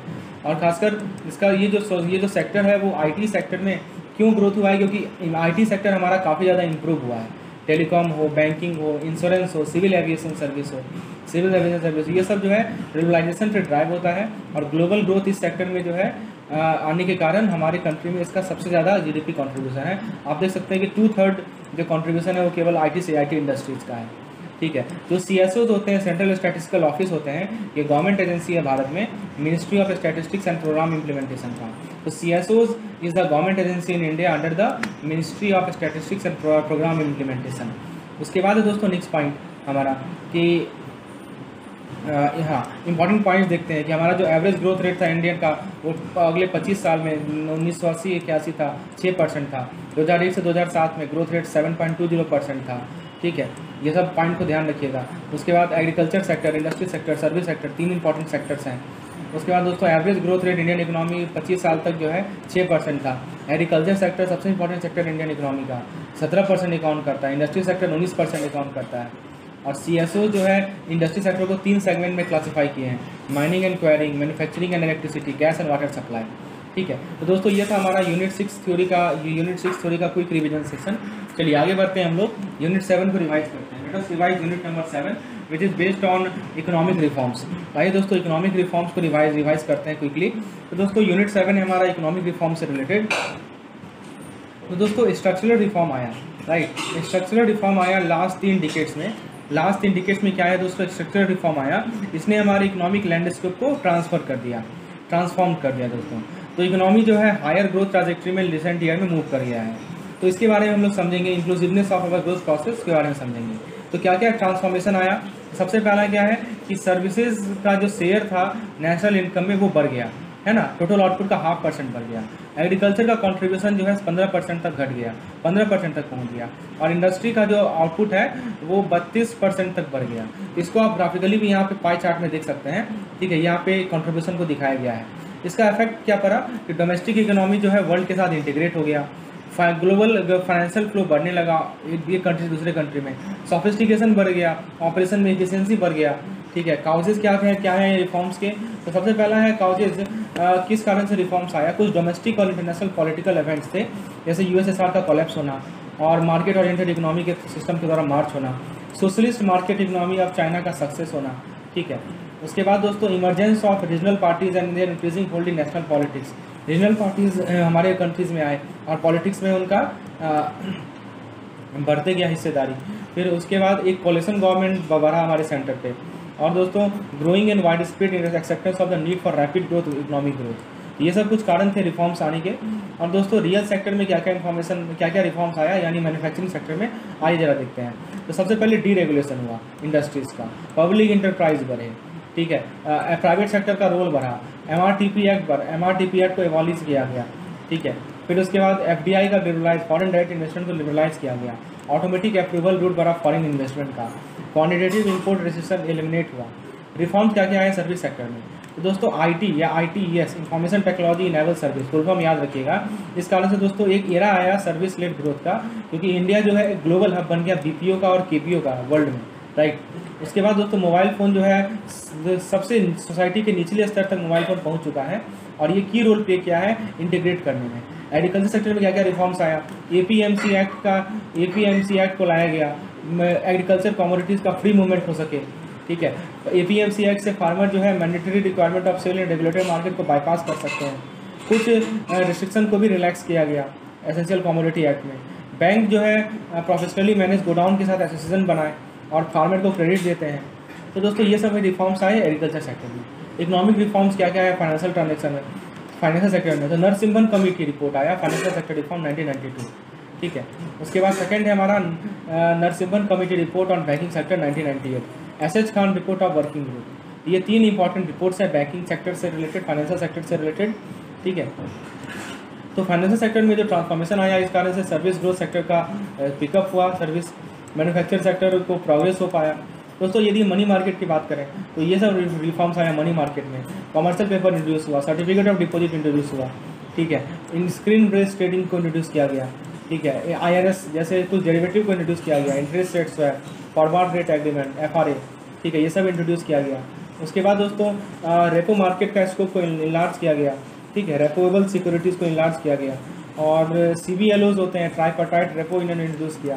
CBLA का फुल फॉर्म याद रखिएगा, कोलेटराइज्ड बोरोइंग एंड लेंडिंग ऑब्लिगेशन। उसके बाद इफेक्ट क्या पड़ा इस रिफॉर्म का, तो जो एवरेज वॉल्यूम था कॉल मार्केट में ये घट गया, daily average volume call market में घट गया। मार्केट रेपो और CBLO में जो वॉल्यूम था वो बढ़ गया, ठीक है। कॉल मार्केट में घट गया, रेपो में बढ़ गया। Volume in other market segments अच्छा CP एंड CD ये भी बढ़ गया। CP होता है कमर्शियल पेपर, CD होता है सर्टिफिकेट ऑफ डिपोजिट। मार्केट हमारा स्टेबल हो गया, वोलेटिलिटी कम हो गया। गवर्नमेंट सिक्योरिटी मार्केट में क्या क्या रिफॉर्म आया, मार्केट ऑक्शन सिस्टम आया गवर्नमेंट बोरोइंग के लिए, वेज एंड मीन एडवांस को इंट्रोड्यूस किया गया। इन सभी का इफेक्ट क्या पड़ा कि गवर्नमेंट जो है प्राइवेट सेक्टर के साथ कम्पीट करना स्टार्ट कर लिया फंड के लिए। जो गवर्नमेंट सिक्योरिटी था वो कैप्टिव मार्केट अब ना नहीं रहा, ठीक है। तो ये सब पॉइंट है दोस्तों। फॉरेन एक्सचेंज मार्केट में क्या क्या रिफॉर्म आया, तो सबसे पहले market based exchange rate regime को इंट्रोड्यूस किया गया। करंट अकाउंट कन्वर्टेबिलिटी को अडॉप्ट किया गया। Permission to run open position, to hold investment approve to retain foreign exchange. Hedging tool यानी डेरिवेटिव को इंट्रोड्यूस किया गया। कंसिक्वेंस क्या हुआ कि एक्टिव और वाइब्रेंट फॉरेन एक्सचेंज मार्केट बना, एक्सचेंज रेट फ्लेक्सिबल बना, मार्केट डिटरमाइंड बना। कैपिटल अकाउंट भी इफेक्टिवली जो है नॉन रेजिडेंट के लिए कन्वर्ट हो सके। नेक्स्ट हमारा कैपिटल मार्केट में क्या क्या रिफॉर्म आया, corporatization of exchange, screen based trading system replacing open outcry system. आउटरी दोस्तों गलत है, आउटक्राई होगा, ठीक है। फिर introduction of option and features replacing badla system, option and feature आया कैपिटल मार्केट में। रोलिंग सिस्टम आया जो कि रिप्लेस किया 14 डे सेटलमेंट साइकिल को। इसके बाद दोस्तों पेमेंट सिस्टम में क्या क्या आया, तो payment and settlement system act 2007 लाया गया, ठीक है, जिससे जो है रिजर्व बैंक एम्पावर किया गया ताकि रेगुलेट कर सके और सुपरवाइज कर सके पेमेंट एंड सेटलमेंट सिस्टम को। RBI रेगुलेट करती है, राइट। स्पीड क्लियरिंग को इंट्रोड्यूस किया गया, जो आपको टाइम था उसको कम किया गया। चेक ट्रंकेशन सिस्टम लाया गया, ठीक है, चेक क्लियरिंग के लिए। फिर ECS के कवरेज को बढ़ाया गया, ठीक है। मोस्ट बैंकिंग जो है नेफ्ट में पार्टिसिपेट करती है, RTGS में पार्टिसिपेट करती है। तो इकोनॉमिक ट्रांसफॉर्मेशन क्या हुआ, इंडिया जो है 16 लार्जेस्ट एक्सपोर्ट इकोनॉमी है वर्ल्ड में, राइट। इंडिया जो सबसे ज़्यादा लार्ज ऑयल इम्पोर्टर है, ऑयल इम्पोर्टर सबसे वर्ल्ड में है। मेजर रिफॉर्म क्या क्या आया, डी लाइसेंसिंग ऑफ वर्चुअली और intermediate inputs and capital goods, supplementing डेब्ट कैपिटल विद नॉन डेब्ट कैपिटल, ठीक है, ये सब पॉइंट्स हैं। Introduction of automatic approval rule, दोस्तों इसको डिटेल एक्सप्लेनेशन मैंने अपने वीडियो लेक्चर में दिया है, वही मैं आपको शॉर्ट में पॉइंट बताता चल रहा हूँ। फिर दोस्तों portfolio investment both in primary and secondary market by FIIs। Present issues क्या क्या है हमारे गवर्नमेंट के सामने, जो हमारा गिनी कोएफिशिएंट है, ये एक स्टैंडर्ड मेजर होता है इनकम या एक्सपेंडिचर इनइक्वालिटी को मेजर करने का, ये डिटोरेट हुआ है, राइट। 1993 के फिगर के कंपैरिजन में ये डिटोरेट हुआ है। HDI यानी ह्यूमन डेवलपमेंट इंडेक्स जो है सोशियो इकोनॉमिक कंडीशन का इंडिकेटर होता है, ये भारत को 131 में प्लेस किया था आउट ऑफ 188 कंट्री, ये 2015 का डाटा है, ठीक है। उसके बाद दोस्तों resources devoted to health service are much lower in India, health service को कम रिसोर्स एलोकेट किया जाता है। क्या क्या ऑप्शन है हमारे पास, एग्रीकल्चर सेक्टर का अभी भी 15% तक ड्रॉप हो गया है, राइट, और जबकि 60% से ज़्यादा लोग जो है वो अपनी लाइवलीहुड इसी सेक्टर से लेते हैं। ये अर्जेंट रिक्वायरमेंट है कि इस सेक्टर में इन्वेस्टमेंट बढ़ाया जाए। ऑर्गेनाइज और अनऑर्गेनाइज सेक्टर की डिस्पैरिटी काफ़ी ज़्यादा है वर्किंग कंडीशन के टर्म्स में, एम्प्लॉय प्रोटेक्शन राइट के टर्म्स में, इसको भी ब्रिज करना है, इस डिस्पैरिटी को भी ब्रिज करना है। आपके वर्कर के प्रोटेक्शन को इन्हांस करना पड़ेगा अनऑर्गेनाइज सेक्टर में, ठीक है, इंश्योरेंस प्रोवाइड करके, पेंशन स्कीम प्रोवाइड करके, मेडिकल फैसिलिटी प्रोवाइड करके, ठीक है। ह्यूमन कैपिटल फॉर्मेशन में लार्ज इन्वेस्टमेंट देना पड़ेगा, फाइनेंशियल इंक्लूजन इनिशिएटिव को लाना पड़ेगा। ये सभी पॉइंट्स हैं हमारे यूनिट नंबर 7 के। अब हम लोग बात करते हैं यूनिट नंबर 8 की। यूनिट नंबर 8 से पहले दोस्तों आप इस प्लान को देख लीजिए। तो PDF के लिए आपको इन दोनों में से प्लान को ऑप्ट करना है। इसमें आपको हर एक टॉपिक है जो मैं आपको PDF प्रोवाइड कर रहा हूँ, साथ ही साथ MCQs भी मिल जाएगा हर एक टॉपिक का। तो जो लोग इसमें ऑप्ट करना चाह रहे हैं तो इस नंबर पर मुझे व्हाट्सएप करें, आपको डिटेल मिल जाएगा। चलिए शुरुआत करते हैं अपना यूनिट नंबर 8, जो कि बेस्ड है दोस्तों monetary policy and fiscal policy पे। So let us discuss monetary policy and fiscal policy. तो दोस्तों monetary policy and fiscal policy, monetary policy जो है वो हमारी इकोनॉमिक पॉलिसी का, हमारी सरकार की इकोनॉमिक पॉलिसी का हिस्सा है। ये मनी सप्लाई को, क्रेडिट पॉलिसी को, रेट ऑफ इंटरेस्ट को, सभी को इन्फ्लुएंस करता है। भारत में RBI इसको फॉर्मुलेट करती है बाई मंथली बेसिस पर, ठीक है। उसके बाद मतलब साल में 2 बार। उसके बाद दोस्तों क्या है, ये रिजर्व बैंक ऑफ इंडिया जो है क्या क्या काम करती है, बैंकिंग सिस्टम को रेगुलेट करना, फेवरेबल इन्वायरमेंट बनाना सेविंग इन्वेस्टमेंट के लिए, ठीक है। ये 2 काम है RBI का। अब दोस्तों ऑब्जेक्टिव क्या है मॉनेटरी पॉलिसी का, आप मनी सप्लाई को एक्सपेंड कीजिए या कॉन्ट्रैक्ट कीजिए, जैसा इकोनॉमी की नीड है। आप प्राइस स्टेबिलिटी को मेंटेन कीजिए, आप जो है क्रेडिट अवेलेबल करवाइए ताकि हमारे कंट्री का ग्रोथ हो सके, ठीक है। ये तीनों का तीनों दोस्तों ऑब्जेक्टिव है मॉनेटरी पॉलिसी का। आप सेविंग एंड इन्वेस्टमेंट को प्रमोट कीजिए, ये 4 दोस्तों हमारा मॉनेटरी पॉलिसी का ऑब्जेक्टिव्स है, ठीक है। अब दोस्तों जरा आगे देखते हैं क्या क्या इंस्ट्रूमेंट है क्रेडिट कंट्रोल के लिए। एक क्वालिटेटिव है, एक क्वान्टिटेटिव है। तो वैसे पहले बात करते हैं क्वान्टिटेटिव इंस्ट्रूमेंट में। तो पहला इंस्ट्रूमेंट है बैंक रेट। बैंक रेट क्या होता है? जिस रेट पे आरबीआई डिस्काउंट करती है या जिस रेट पे रीडिस्काउंट करती है कमर्शियल बैंक के बिल को, उसे हम लोग बैंक रेट कहते हैं। अब दोस्तों बैंक रेट का क्या इन्फ्लुएंस पड़ता है आप देख सकते हैं। देखिए, यदि इंटरेस्ट रेट में चेंज ज़्यादा है और rate of interest charge by bank भी ज़्यादा है तो हमारी इकोनॉमी में कॉन्ट्रैक्शन होगा। और यदि इंटरेस्ट रेट में चेंज कम होगा, ठीक है, मतलब मैं बात कर रहा हूँ बैंक रेट की, और बैंक जो रेट चार्ज करेगी, बैंक जो कस्टमर से रेट चार्ज करेगी वो कम होगा, तो हमारे क्रेडिट में क्या होगा? एक्सपेंशन होगा। ठीक है, तो ये पॉइंट को ध्यान रखिएगा। ये आरबीआई, ये change of interest rate RBI कर रही है, राइट, और ये इंटरेस्ट रेट चेंज बैंक अपने कस्टमर के लिए कर रही है।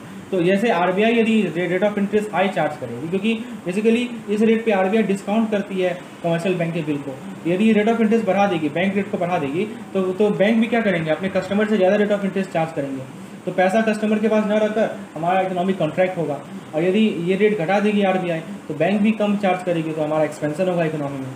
उसके बाद दोस्तों ये रेट जो है एमएसएफ से अलाइन किया गया है, यानी मार्जिनल स्टैंडर्ड फैसिलिटी से अलाइन किया गया है। ये ऑटोमेटिकली चेंज हो जाता है जैसे एमएसएफ रेट चेंज होता है। उसके बाद दोस्तों नेक्स्ट पॉइंट है एसएलआर। सेकंड पॉइंट है एसएलआर का फुल फॉर्म है स्टैट्यूटरी लिक्विडिटी रेशियो। तो हमारे डिपॉजिट का कुछ परसेंटेज जो है बैंक रखती है लिक्विड एसेट के फॉर्म में, गवर्नमेंट सिक्योरिटीज़ के फॉर्म में, ट्रेजरी बिल के फॉर्म में।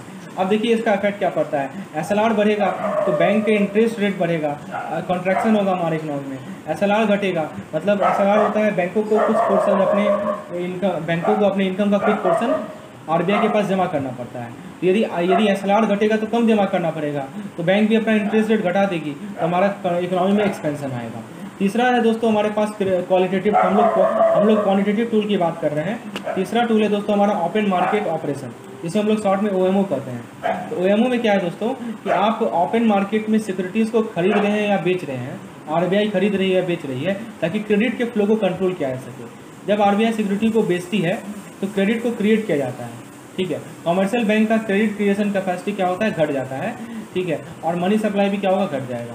और जब आरबीआई सिक्योरिटी खरीदती है, परचेज करती है, तो कमर्शियल बैंक का क्रेडिट क्रिएशन कैपेसिटी बढ़ जाता है, और इसका इफेक्ट क्या पड़ता है कि हमारे इकोनॉमी में मनी सप्लाई बढ़ जाता है। तो इस प्रकार से दोस्तों ये क्वांटिटेटिव टूल्स हैं, राइट, जो अभी हमने ओएमओ के बारे में बात किया, ओपन मार्केट ऑपरेशन में बात किया। फिर है दोस्तों सीआरआर एक मिनिमम कैश रिजर्व है जो कि हर एक बैंक को आरबीआई के साथ मेंटेन करना है। अब सीआरआर का इफेक्ट क्या पड़ता है? देखिए, सीआरआर यदि बढ़ेगा, आरबीआई यदि सीआरआर बढ़ाएगी तो बैंकों का लोन गिविंग कैपेसिटी कम हो जाएगा, तो मनी सप्लाई इकोनॉमी में घट जाएगा। और सीआरआर घटेगा तो बैंकों का लोन गिविंग कैपेसिटी बढ़ जाएगा, तो मनी सप्लाई हमारे इकोनॉमी में बढ़ जाएगा। यदि रेपो रेट की बात करें, जिसे हम लोग रिपर्चेज रेट कहते हैं, ये वो रेट होता है जहाँ पे कमर्शियल बैंक जो है आरबीआई से फंड बोरो कर सकती है, ठीक है। जिस रेट पे आरबीआई से कमर्शियल बैंक फंड बोरो करती है उसे हम लोग रेपो रेट कहते हैं। तो रेपो रेट यदि बढ़ेगा तो क्रेडिट हमारा कॉन्ट्रैक्ट होगा, रेपो रेट यदि घटेगा तो क्रेडिट हमारा एक्सपेंड होगा, ठीक है। तो ये चीज़ है। रिवर्स रेपो रेट वो रेट होता है जिसपे इंटरेस्ट आरबीआई जो देती है, ठीक है, on deposit made by commercial bank, मतलब कमर्शियल बैंक अपना डिपॉजिट आरबीआई के पास जमा करती है और उस पर इंटरेस्ट रेट आरबीआई देती है, उसे कहते हैं रिवर्स रेपो रेट। तो यदि रिवर्स रेपो रेट बढ़ेगा तो क्या होगा कि बैंक जो है हाई डिपॉजिट आरबीआई के पास रखेगी और इंटरेस्ट अर्न करने के लिए, इसलिए लोन गिविंग कैपेसिटी क्या होगा? बैंक का घट जाएगा और क्रेडिट कॉन्ट्रैक्ट हो जाएगा। सातवां क्वांटिटेटिव टूल है हमारे पास मार्केट स्टेबलाइजेशन स्कीम, शॉर्ट में उसे एमएसएस कहते हैं। एमएसएस 2004 में लॉन्च हुआ था। क्यों लॉन्च हुआ था? ताकि एक्सेस लिक्विडिटी को सक कर सके मार्केट से। कैसे सक कर सके? तो गवर्नमेंट बॉन्ड इशू करके बैंकों और फाइनेंशियल इंस्टीट्यूशन को आरबीआई गवर्नमेंट बॉन्ड देती है और इस प्रकार से लिक्विडिटी को सक किया जाता है। तो दोस्तों ट्रेजरी बिल और डेटेड सिक्योरिटी जो है बैंकों के द्वारा बेचा जाता है आरबीआई को ऑक्शन के माध्यम से। दोस्तों मार्केट स्टेबलाइजेशन पे जो इंटरेस्ट होता है वो गवर्नमेंट पे करती है आरबीआई के द्वारा।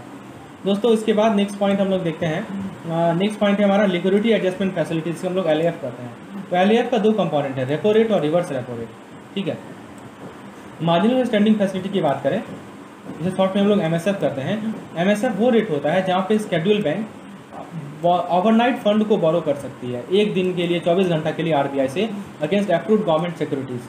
तो इसमें क्या क्या आता है? ये तो हमारा एमएसएफ की बात हो गई। अब बात करते हैं सेकंड पार्ट के इस टॉपिक का, वो है फिस्कल पॉलिसी। फिस्कल पॉलिसी हमारे इकोनॉमिक पॉलिसी का पार्ट है जो कि गवर्नमेंट तय करती है, जो कि गवर्नमेंट इनकम और एक्सपेंडिचर से रिलेटेड है। इसको दोस्तों हम लोग बजटरी पॉलिसी भी कहते हैं, इनकम एंड एक्सपेंडिचर पॉलिसी। दो मेन इंस्ट्रूमेंट है फिस्कल पॉलिसी का, पहला है गवर्नमेंट स्पेंडिंग और दूसरा है टैक्सेशन। गवर्नमेंट स्पेंडिंग की यदि हम बात करें तो इसमें सबसे पहला